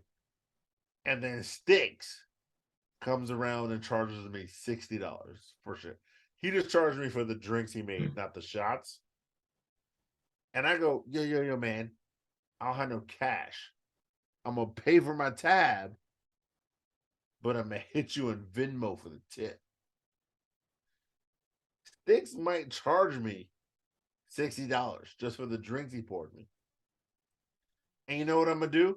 I'm gonna Venmo him $60. Diabolical. Right? Diabolical. And that is I'm gonna just Venmo him. I'm gonna write 0 on the tip, and I'm gonna sign my check because the company doesn't get all that, because Sticks can value what I drink because he's the bartender, and he can put in whatever he wants to put in, right? Fucking diabolical. Because that's the bar. Because fuck the bar. The bar is the one making the money. They're murdering off the other 300 people around me. But if he wants to charge me 60, and I pay 60, and then Venmo him 60, right? And then that money goes straight into his wallet. Because I Venmoed him. I'm good. And because I know I really should be charged $150 for that tab, maybe even more, and then tip on top of that tab. I should be charged $150 and then tip on top of that $150. But if I only tip him $60 and I spend $60 because he only charged me $60, Well, speaking bitch, of I'm good. Speaking of Sticks, I mean, we've seen him drink Mike's. We've seen him drink Miller. But old Sticksy Drip, what is your go-to adult beverage? Is it the same, or do you have another drink we don't know about? Well, when I do go out, which is very few and far between, I like to do shots of Vegas bombs, because not only does that have an energy drink in it, it helps keep your boy up, but your boy also gets drunk. Vegas bomb. So that's a twofer. It keeps your boy going. So, but if I'm at home, it's Mike's. I mean, I love Mike's hard lemonade. It's my go-to. It probably isn't the best thing for a diabetic to have, because I mean, obviously the more alcohol content with that, there's gonna be more sugar in it, and it's gonna fucking bing the old blood sugar up. But yeah, I mean, we only live one life, so you might fall. So that's what your Wait a boy goes minute. to. You're diabetic? Oh yeah. I didn't know that. Are you type 1 or type 2? Wait. So the three of us are diabetic on this fucking shit? No way. Caesar, you're diabetic too? Yeah, I'm like my family is pre-diabetic and I'm pre-diabetic. Holy shit. Oh, I've been type 1 since Oh, wait a 2001. minute. Man, Greer, we've been doing this for 4 years. How swear to do God, we not know? no. I swear to God, in the second year, I told you I was pre-diabetic. Dude, I've been type 1 since 2001. I've taken 4 shots a day for over 20 years. And I No, still, I take I still metformin. drink, No, but still. I take pills. I take metformin. That's what my wife takes. My wife takes Yeah, I take metformin twice a day. I take metformin twice a day. I don't need insulin. I'm pre-diabetic. I Holy swear to God, I shit. told you this. But the This fact that is Stick a said massive the fact that discovery on fact the that Stick fucking said he's Christmas diabetic. special. I had no idea. Okay, wait, Sticks, what are you? What are you? I'm type 1. I got it when I was a teenager, so I was juvenile. What? It was supposed to skip me and go to my kids. My family has diabetes. My dad was a diabetic. Everybody's Skip me, go to my Holy kids. shit. Well, when I was 12 years old, I got sick with the flu, and they had to light flight me out of like the next town over to like the city, and that's when they found out. So I've been that for What? 20. Wait a 27 minute. I interviewed you multiple times. How am I just now finding out you're type 1? I'm type. What the fuck? My mind is being blown right now. What the hell is happening? I also take 4 shots a day too. Oh my god. Sticks. Holy shit, dude. I can't believe I never knew you were type 1 diabetic. This is unbelievable. Whoever doesn't listen to this, fuck you. How is it the black guy doesn't have to take any shots for diabetes? You're on the bubble. But Sticks, Yeah. what type of insulin do you take? I take I think it's Humulin R, which is Humulin, which is the fast acting. Yep. And then Lantis? I take Bazagar. Basilgar. Yep. It's in a pin, right? Right. Yep. Is in a pin? Yep. Holy shit, dude. I can't believe this. All right, wait. I'm literally all right. I can't believe I'm now finding this out. I am literally the fattest person on this show.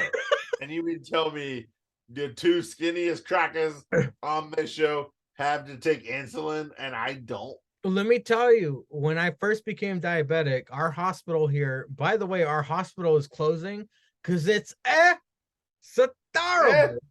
Terrible.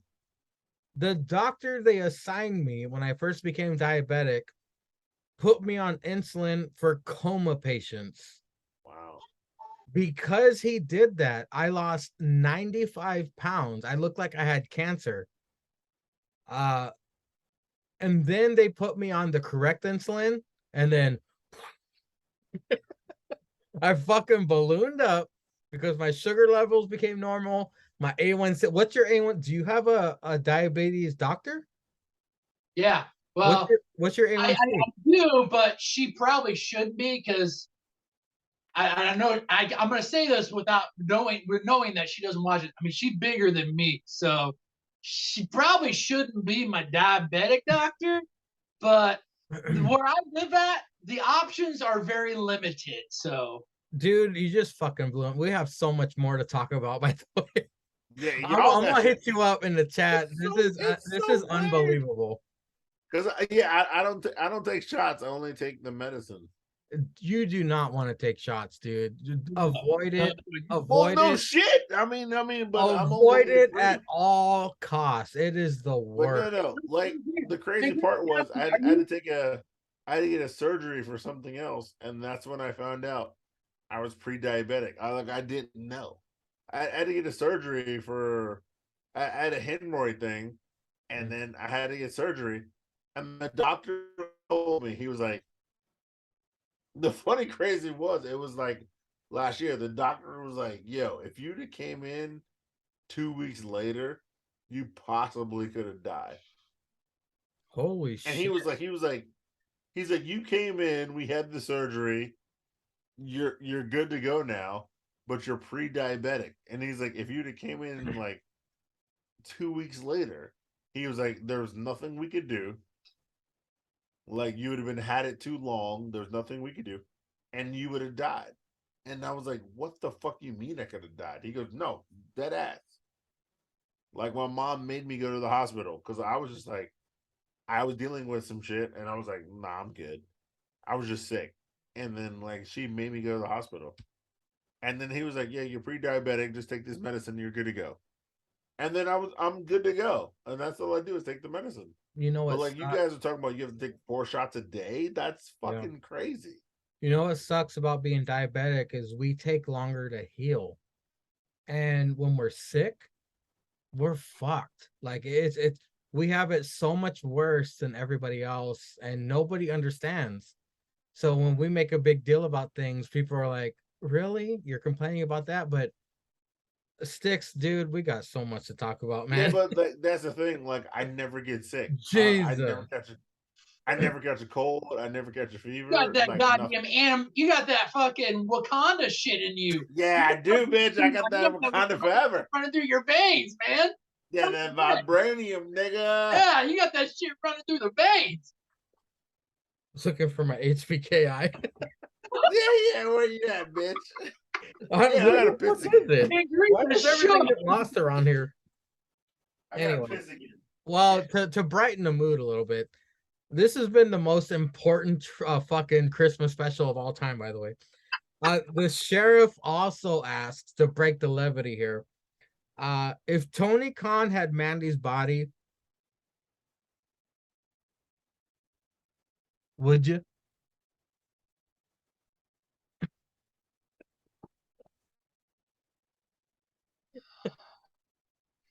It depends how many drinks deep we're in at the end of the night. Like canteen. No. goddamn right. Because if you're drunk as fuck, you can look past the fucking dumb shit that he says. Just to know that you're plowing a 10. So yeah, fuck it. Yeah, Tony Skeet, Mandy Rose's body. Yeah, let's fucking go. I'm skeeting in that all day. Hold on, let me break this down. What's the question? Because Tony Khan has short hair, and a deal breaker of mine is short hair. However, the caveat, if you will, is Tony Skeet's got the money. So if you hit that, could you then ask for a favor? I mean, because if Tony Skeets had that body and the money, I might be able to look past the short hair and the face, by the way, to hit that to get the favor afterwards. I thought the question was Mandy Rose body, Tony Skeet's like brain. Like I thought that was what the question. No, if Tony Khan, I ain't touching that shit for nothing. Well, come on now. If Tony Khan had Mandy's body, would you? If he's still looking like Tony Khan, then fuck no. If he's got Mandy's hold on, Stick. Mandy's body, but Tony Skeets' head. But you could hold on. You could turn the light out, and you still got Mandy's body. You still got Mandy's body plus the money. So what if you tap it and you tap it good, if your sugar's normal, and then he says, you know what? Or she, it'll be a she because it's just a head, no dick. She says, sure, baby, what do you want? And you'd be like, you know what? I got this group called the Pride Parade, and we want tickets to WrestleMania. So you got to take that into consideration, Sticks. What if you're as you're tapping, she does like she has the Tony Skeet's tendency like she does that, then you're gonna tell me you gonna keep it up after hearing that? She turns around and hugs you real tight as you're doing it. Or she's like, oh yeah, oh yeah, oh yeah, oh yeah. All right. Oh, Claudio. Wait. What's the question, Claudio? Keep hitting it, Claudio. Yeah. What's the question? So that's gonna be a hard no for me on that.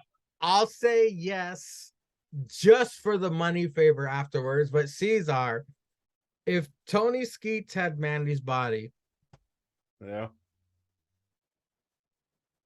would you? But it's still Tony Skeets in Mandy's body. Just the head, Mandy's body. No, just the brain. Well, the brain's in the head, so brain, head, but No, wait. Mandy's body. Mandy's head, but Tony's brain. No, Tony from here up, Mandy from here down. Nah, I'm good. I'm good, player.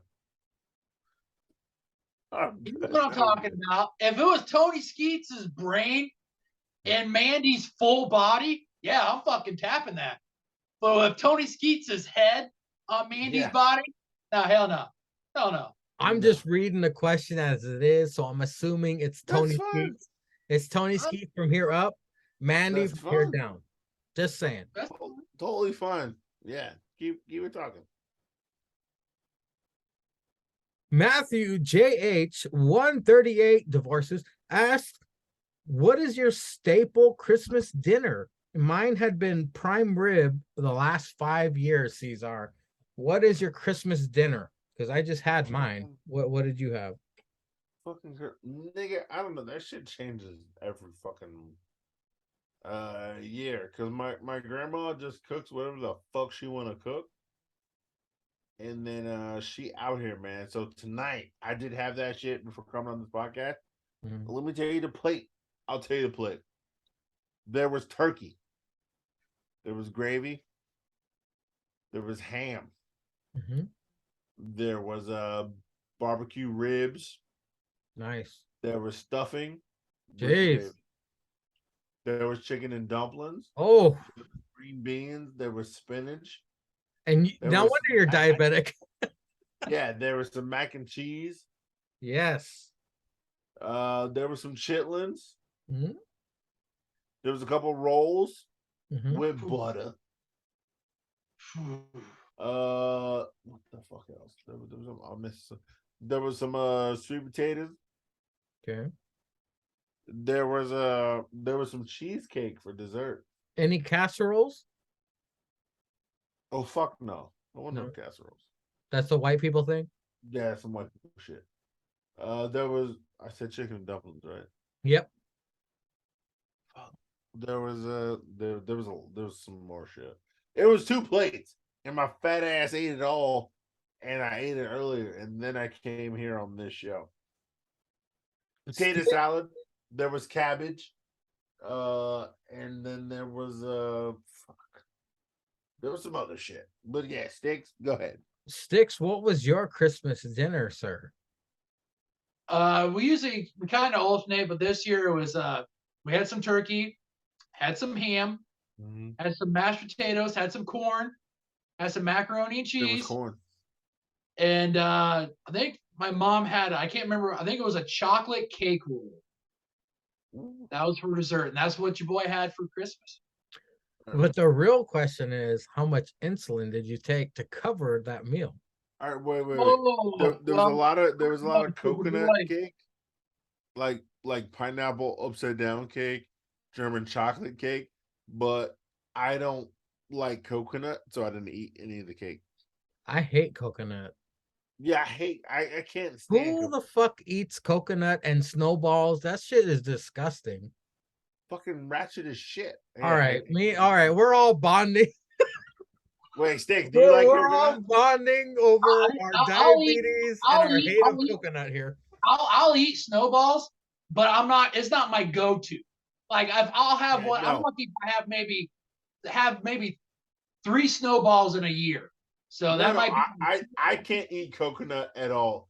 Like if I taste something and I like sense, like if you put like coconut milk in it, I can taste that you put coconut milk in it, and I'm just like, no, there's coconut in this shit. No, coconut's I eat it, bro. I'm a disgusting. But we digress. Sticks, sorry. Yeah. How much insulin do you take to cover that meal? Depends on what my blood sugar is before I eat. So, but like before I ate, yeah, your boy had an extra, I don't know, 10 units before we went in deep. Oh well, I'm on a high unit as it is because your boy's A1C fluctuates a lot. So Man. I'm on like 20. Like my max is supposed to be 20 units, but your boy went ahead and jumped up to about 30 You know what they for that plate for that supper. you know what they did to me in jail is they gave me a mix of both. It was a mix of long acting and fast acting. They gave me 40 units. So I would have to go back into my cell and eat every Cheeto I had in my fucking commissary to cover that shit. But we digress, folks. Up next, the great Bretsky 99 With his stupid ass. asks, please explain why both the Eagles and Commanders suck donkey cock and cost me $400 winning parlay in Vegas. I got it. You know what? Hold on. I got it. This cut deep, Sticks. The one team I don't ever want to lose to. I hope you saw this. I hope I'm not spoiling anything. No. It didn't. The bother one me. game. I'm watching shit live. Believe me, I got it. I this is about close that I came to throwing something through a TV. No, by don't the matter. way. I got it. still I got it. have I got it. A wound. I got it. I got a wound in my heart. Doesn't matter. I got The it. one team we didn't want to lose to, and we lost to these faggot. That's right, faggot ass cowgirls. Wow. It's adorable. It was awful. It was brutal. It wasn't a shutout. Wow. But it was still brutal. I hate this. It doesn't matter. This is terrible. But Caesar, go ahead. Take the table, sir. You didn't even say all that. Because if you listen to the question, your dumbass played a parlay, you stupid bitch. You stupid bitch. You played a parlay, you stupid bitch. And your dumbass fell for the Vegas rule. You played a parlay. You stupid bitch. I guarantee you're probably a fucking what? Jets fan with Zach Wilson's dumbass because you live in Jersey, you stupid bitch. Who gives a fuck? Yeah, you played a dumb bet. You lost. It doesn't matter if there was a $400 parlay. You lost. Next case. Read the next question. Sticks. Jeez. This stung, buddy. Yeah, fuck. This ruined my fucking Christmas Eve. Seriously. I saw when I heard Minshew was starting, they went from being a minus probably 4 to a +4. I was like, okay, that's not too bad. Like I told Cesar when we were during the break, we were up 10-0 3 minutes into the first fucking quarter. 10 fucking nothing. And then you dig around and you end up trading fucking shots. And I tell you what, fucking Jake, I'm telling you this right now, Jake. I know you worship at the fucking shrine of Minshew Mania. This is another fucking game that shows you why this guy will forever be a fucking backup. Because this guy was on a fucking team that had only lost one game. One fucking game. You have everybody there, possibly the best offensive line, the best weapons that these guys have had since fucking Donovan McNabb and their Super Bowl run, and you fucking lost. I mean, you had 4 fucking turnovers. 4 fucking turnovers. And this fucking goddamn guy, all he had to do, go out, run the offense, don't make any fucking mistakes. We fucking lost. Fucking lost. What the fuck, Minshew? Next case. Our most hardcore pretzel, Larry, asks, our favorite Italian food other than pizza pie, which of course, right off the bat, the best dish that my wife cooks and I would love to have as my last meal if I'm about to die, is her lasagna. The lasagna is undefeated. It's the first thing that goes when she brings it to a potluck. She is incredible with lasagna. It's the greatest thing I've ever tasted in my life. Sticks, your favorite Italian dish other than pizza pie? Spaghetti. I mean, spaghetti and garlic bread. You can't go wrong with that. So I'm a spaghetti garlic bread guy. Affordable and delicious. Caesar, your favorite Italian food other than pizza pie? Yeah, like my mom makes like some kind of spaghetti lasagna. Mm-hmm. So like you, even when you cut into it, it's not all fucked up and stringy. She makes it in sections like spaghetti and lasagna. Mm-hmm. And then yeah, with the garlic bread and the with the sauce though, it's mixed in with like pepperoni meat and sausage and Italian sausage. So like when you cut into it from like top to bottom and you scoop it out, it's like spaghetti, lasagna, and then you have it with garlic bread. Shit slaps. You're making me That hungry. shit slaps. You're making me hungry, buddy. Bro, I'm hungry thinking about it. So Matthew you J.H. tell that bitch Larry. 138 divorces asks, Yeah. is canned cranberry sauce overrated? To which I'll say, nah. It fucks. I'll take it. I mean, there's the stuff people make, cranberry sauce. It's okay. I grew up as a fat, white, spoiled piece of garbage. I like canned cranberry sauce. I grew up on it. It's good shit. It's a staple in all of my holiday meals. I love it. Caesar, what say you? Yeah, it just depends, man. Certain ones are shit, certain ones are great. And then certain ones will be out here. You know, Six, is it racist to think that I don't see black people eating cranberry sauce? It very well might be. It very well might. I don't see Caesar getting a slice of cranberry sauce and eating it. I don't know. Yeah, I've never seen a black person sneeze. I've never seen a black person eat cranberry sauce. You've never seen a black person sneeze? I've never seen a Like black person sneeze ever. What the fuck does that mean? Never. Black people don't sneeze. I've sneezed on this No. show. No, he's never I've sneezed on this show. Never. Sticks, cranberry. I swear to God, I've sneezed on this show. Sticks, cranberry sauce, canned or uncanned? Well, like Cesar said with the can, I think can isn't overrated, but I think it depends on the brand. Like there are shit brands that make shit canned cranberry sauce, but there are good brands that make phenomenal cranberry sauce. So I don't think canned is overrated, but I think a lot of it depends on what brand you buy. I swear to God, I've had a cold on the show, and I've sneezed on it at least 3 times in a row. And you asked me if I was snorting cocaine, and that was more racist than you saying I've never sneezed on this show. Find the episode. I will, bitch. I will. The chat. I will. You know what? Okay. I'm doing that shit right now. Because the rest of these fucking questions are horse shit.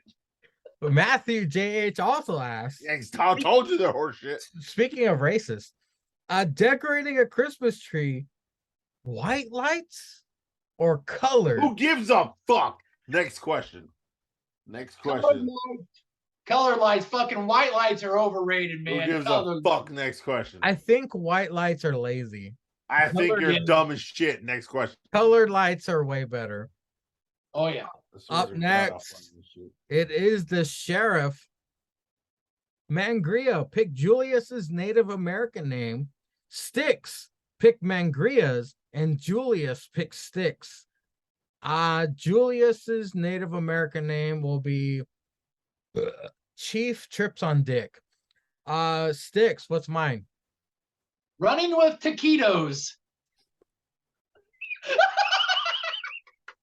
Caesar, what Sticks? He who has drips on sticks. Next case. Build your perfect woman. New Day head, torso, and body. I'm gonna pass this one to Caesar. Easy. No, Okay. easy. Okay. Easy. Woods had Big E chest and titties, Kofi legs. Oh my God, Easy. that is perfect. They're easy because Kofi gonna That's a bounce on layup. that dick. Big E got the titties in the Big E chest, got them titties. and Woods has had the hair. So if I hit it from the back, I'm like bow. Woods got that ass. But what do you say, Sticks? Do you agree or disagree? Oh yeah, I agree. I think Caesar just fucking nailed it. Fucking yeah. That was next case. Get these shits out the way. Next case. This is a question I think he asked on the SRAP. Matthew J.H. 138 asks, is a woman squirt pee? Do you care? Don't care if it's pee or squirt. Don't care. Squirt it in my mouth. Squirt it on my dick. You can get hit by Julia Caesar, bitch. Next case. Sticks? I don't care. If she's squirting, then I'm doing something right. So I don't care. He's doing something right. He had enough dick to do something right. Do you guys remember at the beginning of the pod when I said the dick ratings? I said my wife would yawn at my dick rating. Yeah. There's nothing impressive here. I'm just a fat guy trying to get my sugar normal so I can perform.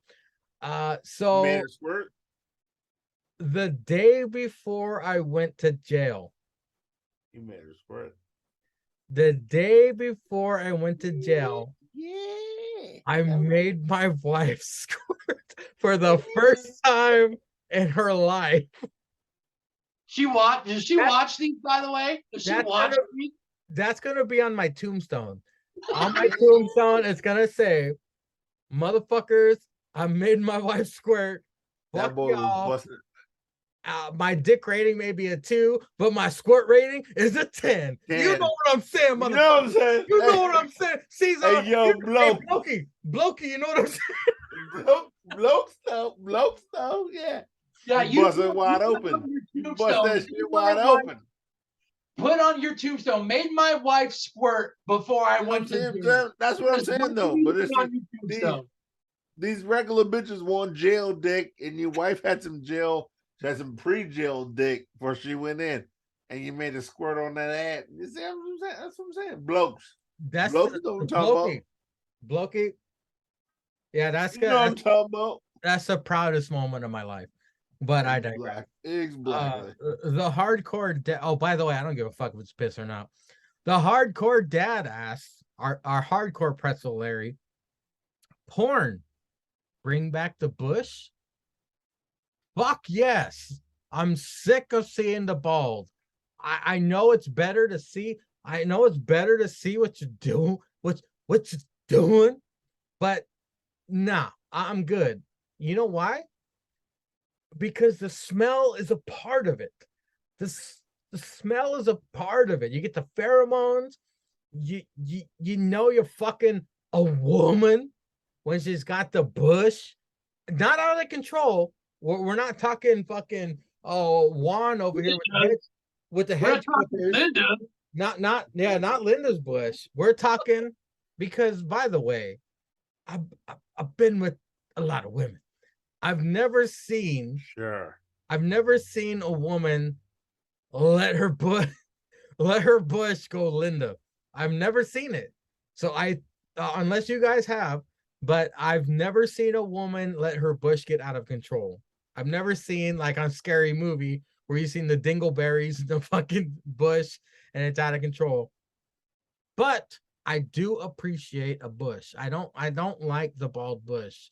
The nothing bush. I don't like that. It was okay at first, but now I appreciate it. Sticks. What say you? I don't mind it. I wouldn't mind seeing more. I'm becoming more and more a fan of a bush. I also don't mind that either. I don't mind it. I think we should see more of it in the porn in the adult entertainment industry. So I don't have a problem with it whatsoever. Well, Caesar, when you're watching porn, does it or does it not matter if the woman has a bush? That's two different questions. Because you asked if I'm watching porn, but I think the question was, does you mind eating? No, the porn was. I mean, not the porn. The question was porn. Bring back the bush. Oh well, then I don't really give a shit. I don't really give a shit about a bush if I'm watching porn. It only matters when I'm eating. Because if I'm eating, I like that shit naked.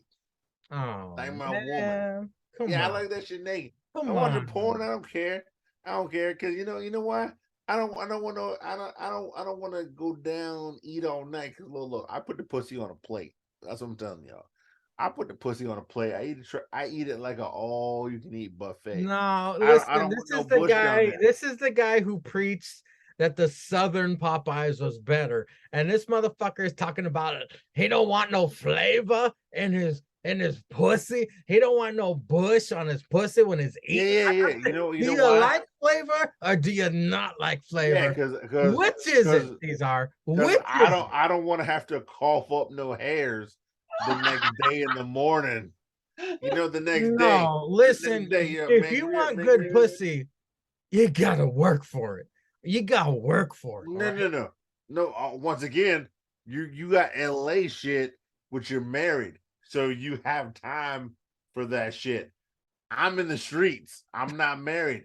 I need my shit clean. Okay. So that opens up an interesting side argument. That opens up a one night stand versus on the reg. Yeah. So that opens up a whole new argument because I didn't take into consideration because it literally. Oh God, I can't believe I said that. Don't literally sticks. Don't do it. Sticks. So, don't do it. It just says 1, 2, 3, 4, 5 words. It says porn, bring back the bush. So let's arrive at the genesis of the question. When you're watching porno, does it matter if the bitch has a bush? Is it better with a bush or no? If we're watching porn, no. I agree. No.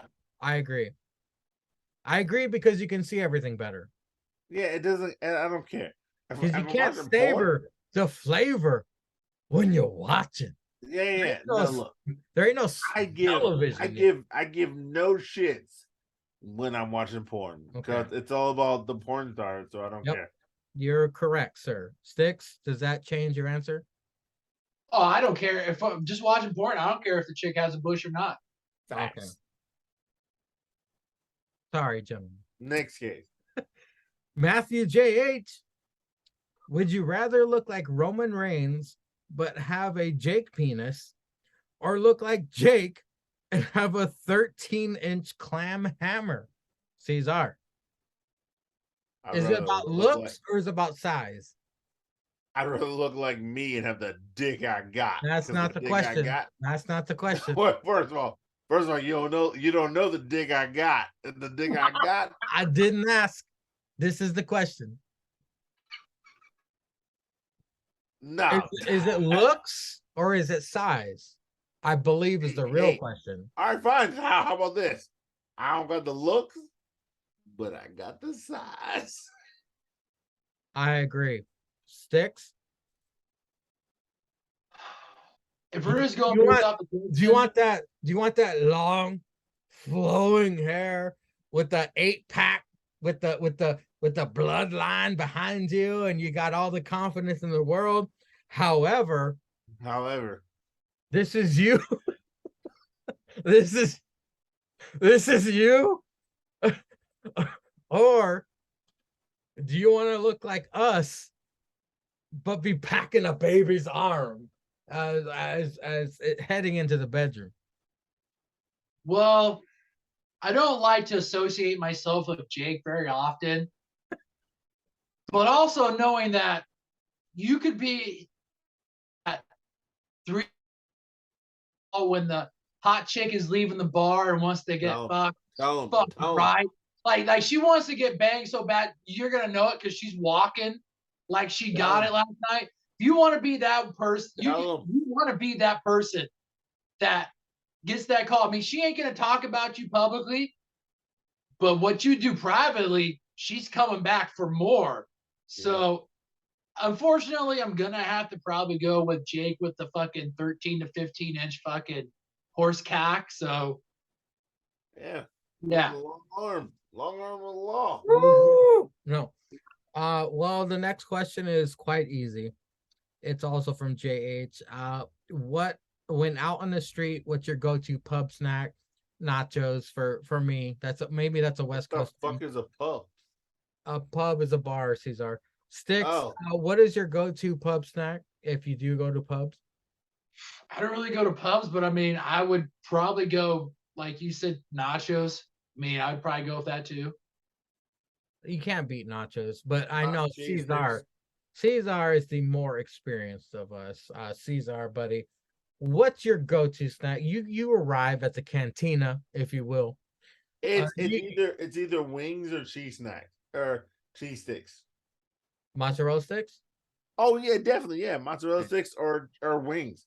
Oh my Wings god! will come out really quickly and be deep fried and good for you to eat on the way home. Also with cheese sticks, because cheese sticks only come in like probably a group of 6 or 8 Yeah. at the bar, and you can bang those out and then go home as well. And you can also order those to go. Those are probably the ultimate snacks that you can order to eat there if you're really drunk and then trying to sober up with some drinks and then go home. Or if you're not that drunk and then just get those to go and you can eat them at home. Mozzarella sticks are the greatest appetizer of all time. Sadly, I've almost choked to death on one because the mozzarella was so stretchy. But that's why I said wings. That's why I said wings or cheese sticks. I have seen maybe 3 people almost die on eating mozzarella sticks because they're so cheap. Exactly. In my life, I've lived on this earth for 40 years, and I swear to God, I've almost seen 3 people die from eating mozzarella sticks. Well, now you've heard about 4 people almost dying.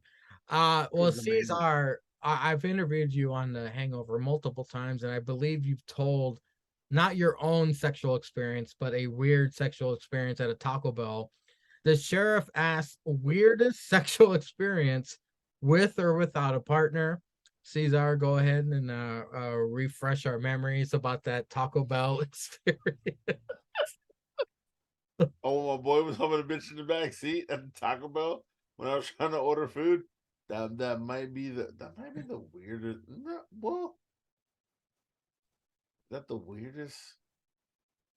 Because I was in a room one time when 2 ugly people were humping, and that might be the weirdest sexual experience. Wait, were you involved or no? No, I was on the other couch. So there was 2 couches, and there was like people humping on the right couch, and I was trying to go to sleep on the left couch. And those motherfuckers were like, I'm just like, y'all ain't got no respect because somebody's in this room. Y'all are just like humping. Like, why? I had a whole blanket, and I was trying to just like blanket to roll to the left. And they were like, oh, quiet. Shh. Oh, somebody's in the room. Oh. Yeah. Get the fuck out of here, Cesar. You know you were waxing one out real quick while they were doing it. No. Because I knew the 2 people. And I was just like, this is disgusting. I've seen those people sober. Oh god. And I was like, this is disgusting. No, yeah, it's either, I don't know. It's either Taco. No, it's not a Taco Bell. It's those people. Sticks, your weirdest sexual experience with or without a partner. Because I will say the one girl was pale, like she was from England. Seamus? But she was all American. Yeah, it wasn't Paige. But she was pale as fuck. And I'm just like, why are you humping this pale bitch? Like, there's no sun in here. It's dark. Well, she glowed in the dark. She probably did. Sticks?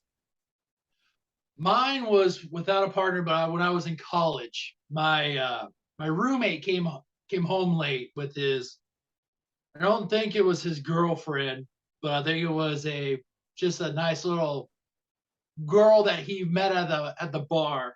And unfortunately, I showed up late and I had at college time and I had the bottom bunk. So they climbed onto the top bunk and proceeded to try to have sex for about a half hour, where the guy must have had the worst case of whiskey dick because kept going and going and he didn't come. And she was working so hard to get that money shot. And towards the end, he fell asleep. Oh, Like, she's going to town, like she's making the noises, and all of a sudden I start hearing the and I hear her go, "What the fuck?" And she stopped, and I could see on the top like her shaking him. He didn't wake up, like he was out cold. So this chick climbs up off, climbs down, and like shakes me like, hey, hey. And I've acted like I was asleep. I was like, I ain't this thing. wait a minute. She wanted you to finish the job? Yeah, I don't know what she goddamn wanted. right she did. I don't know what she wanted. I don't know if she wanted me to finish, if she needed me to get her out of the fucking dorm complex or what. I don't know who this chick was.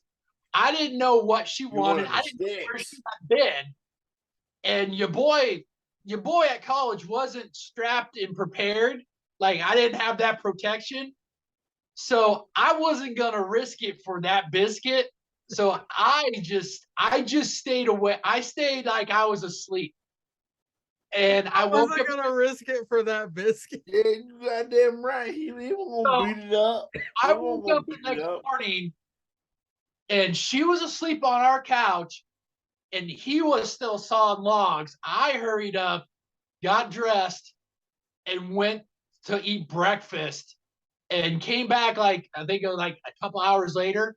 She was gone and he was sitting on the couch and I asked him, I said, what happened last night? And he deadpan looked at me and he said, what do you mean?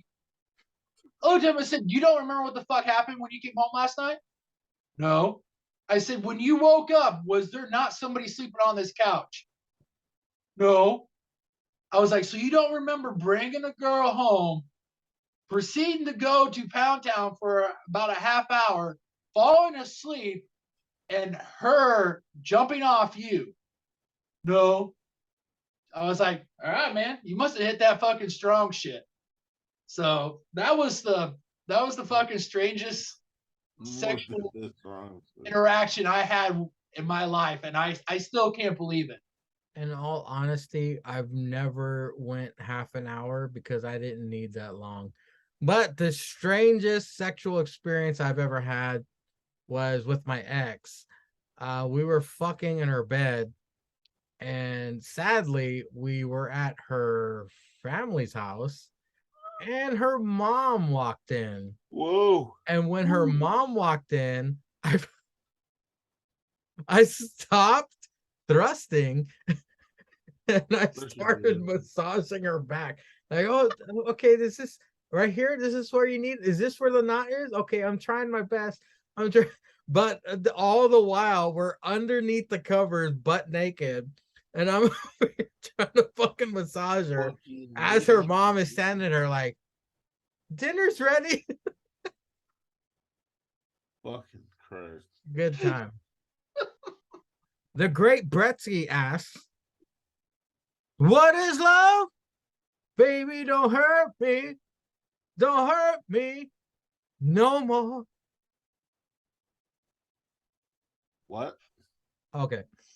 He also asks, would you rather get dental work, a happy ending from the doctor, or 2 days in the judgment day as Dom's replacement?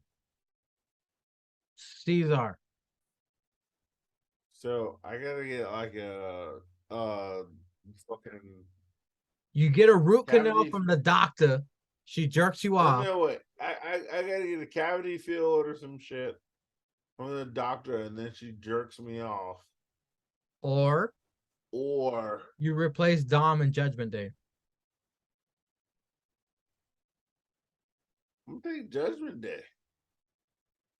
Because we don't know what Dom gets.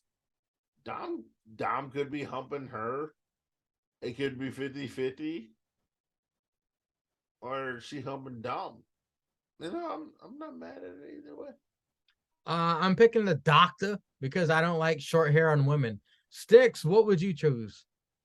Oh, I'm going 2 days in Judgment Day because that's going to be two of the most interesting days I'm probably going to have for the rest of my life. I'm probably going to do things that I'll never ever do in the rest of my life in those 2 days, but I'm going to enjoy every second of those 2 days. So I'm going to go Judgment Day. Our hardcore pretzel, Larry asks, Yeah. if you could quantum leap and be any professional wrestler ever, who would you be, Sticks?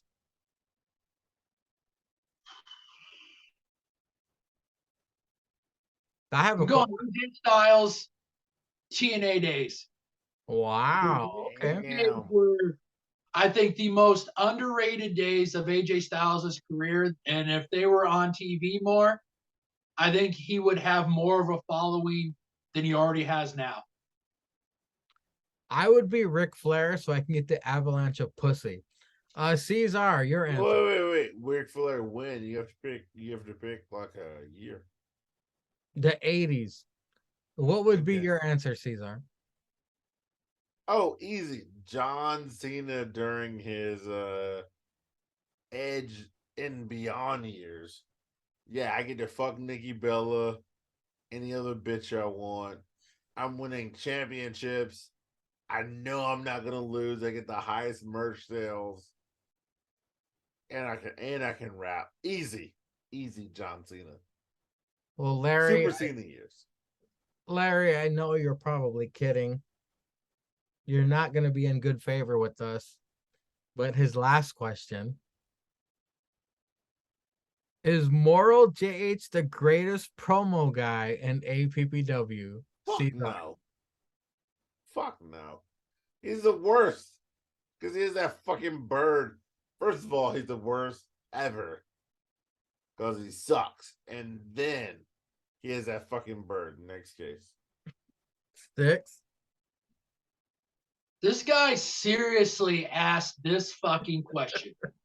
This guy is the quote unquote the most loyalist pretzel, and he still asked this question. Larry, do me a favor. Don't ever watch another episode since you asked that question.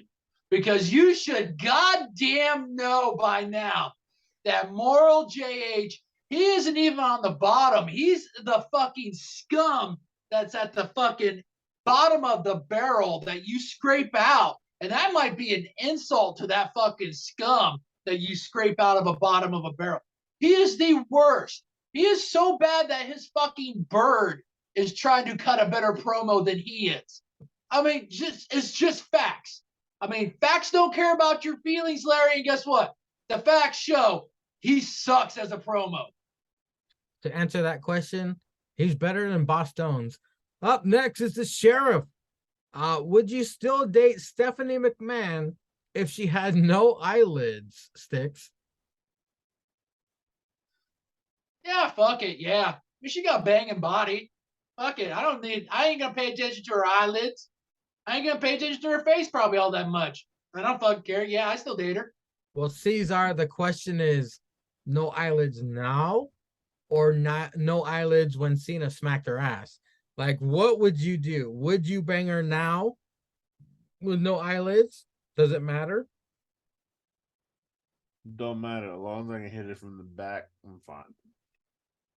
And my answer is as long as I can fuck over a McMahon, as long as a McMahon fucked us over. Yeah. Yes. Yeah, it's fine. Yeah. And now it's time for the main event. Andy with an eye asked. Oh, shit. Well, he put a bunch of random shit first. Penis, good taste if you sit cake eat too, but crumb ooze out butt. Here's the question. fuck? Exactly. Why do quadriplegic penguins beak crumb up flamingo puss? Eat my ass instead of cookies, Santa.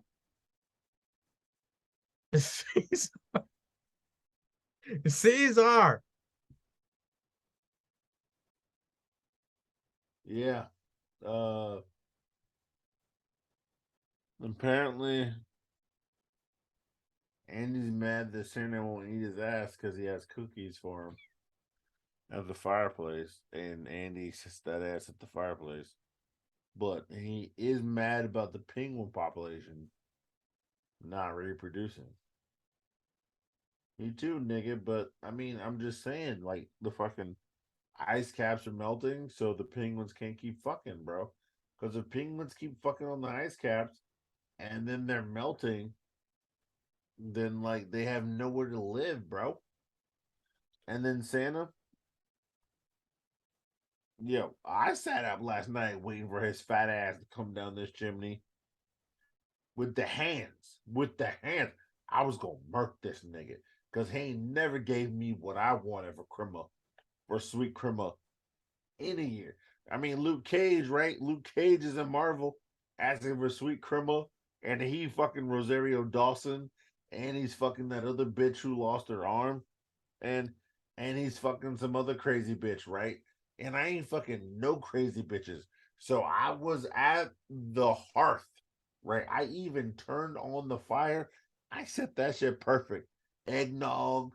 I had them pussy ass Jake oatmeal raisin cookies. I had Oreo cookies. I had chocolate chip cookies. I even had my mama's cookies that What? got like orange zest on them. Shut the fuck up, Mangria. What? Don't even ask what the recipe was, you bitch. They were fucking good. And I had my mama's cookies there with some What? milk. And I was there from 11 o'clock from 1:30. And I was ready with the hands. I was like this. I was like, oh, this nigga gonna come down. He gonna come down. I see his bitch ass. Oh, he ain't gonna give me no cold this year. And I was like, and like we're 12 o'clock. I was like, I was ready because just in case he came down at like 12, and I knew his ass was gonna be out there fucking raging all night. And I was like, I was ready. I was ready. And then I started drinking and I fell asleep around 1:15 though. But that nigga didn't show up. He didn't show up with his bitch ass. And I know he was ducking me. He was ducking me. But I don't know how to answer your question, Andy. I don't know. Stay in school, kids. Sticks, your answer to this question. I guess Andy was on the naughty list, so Santa didn't show up and eat his ass. Like Cesar said, the polar caps are melting, so we're not getting any more penguins. And I guess that flamingo puss is worth beacon. So I guess that's what we're getting from Andy. Happy holidays, Andy. And my answer to that question, cocaine's a hell of a drug. Well, ladies and gentlemen, thank you for sitting through this massive, incredibly important episode of the After Party Hangover Tripod Christmas Special, the 4th annual, by the way. As you listen to this, A Better Forever, the latest APPW pay-per-view, is now uploaded. It is on the Mangria Fueled YouTube channel. So after you check this out, number 4, check that out. It's very entertaining. And until next time, ladies and gentlemen, Merry Christmas. But more importantly, big ups to Stallion Pete.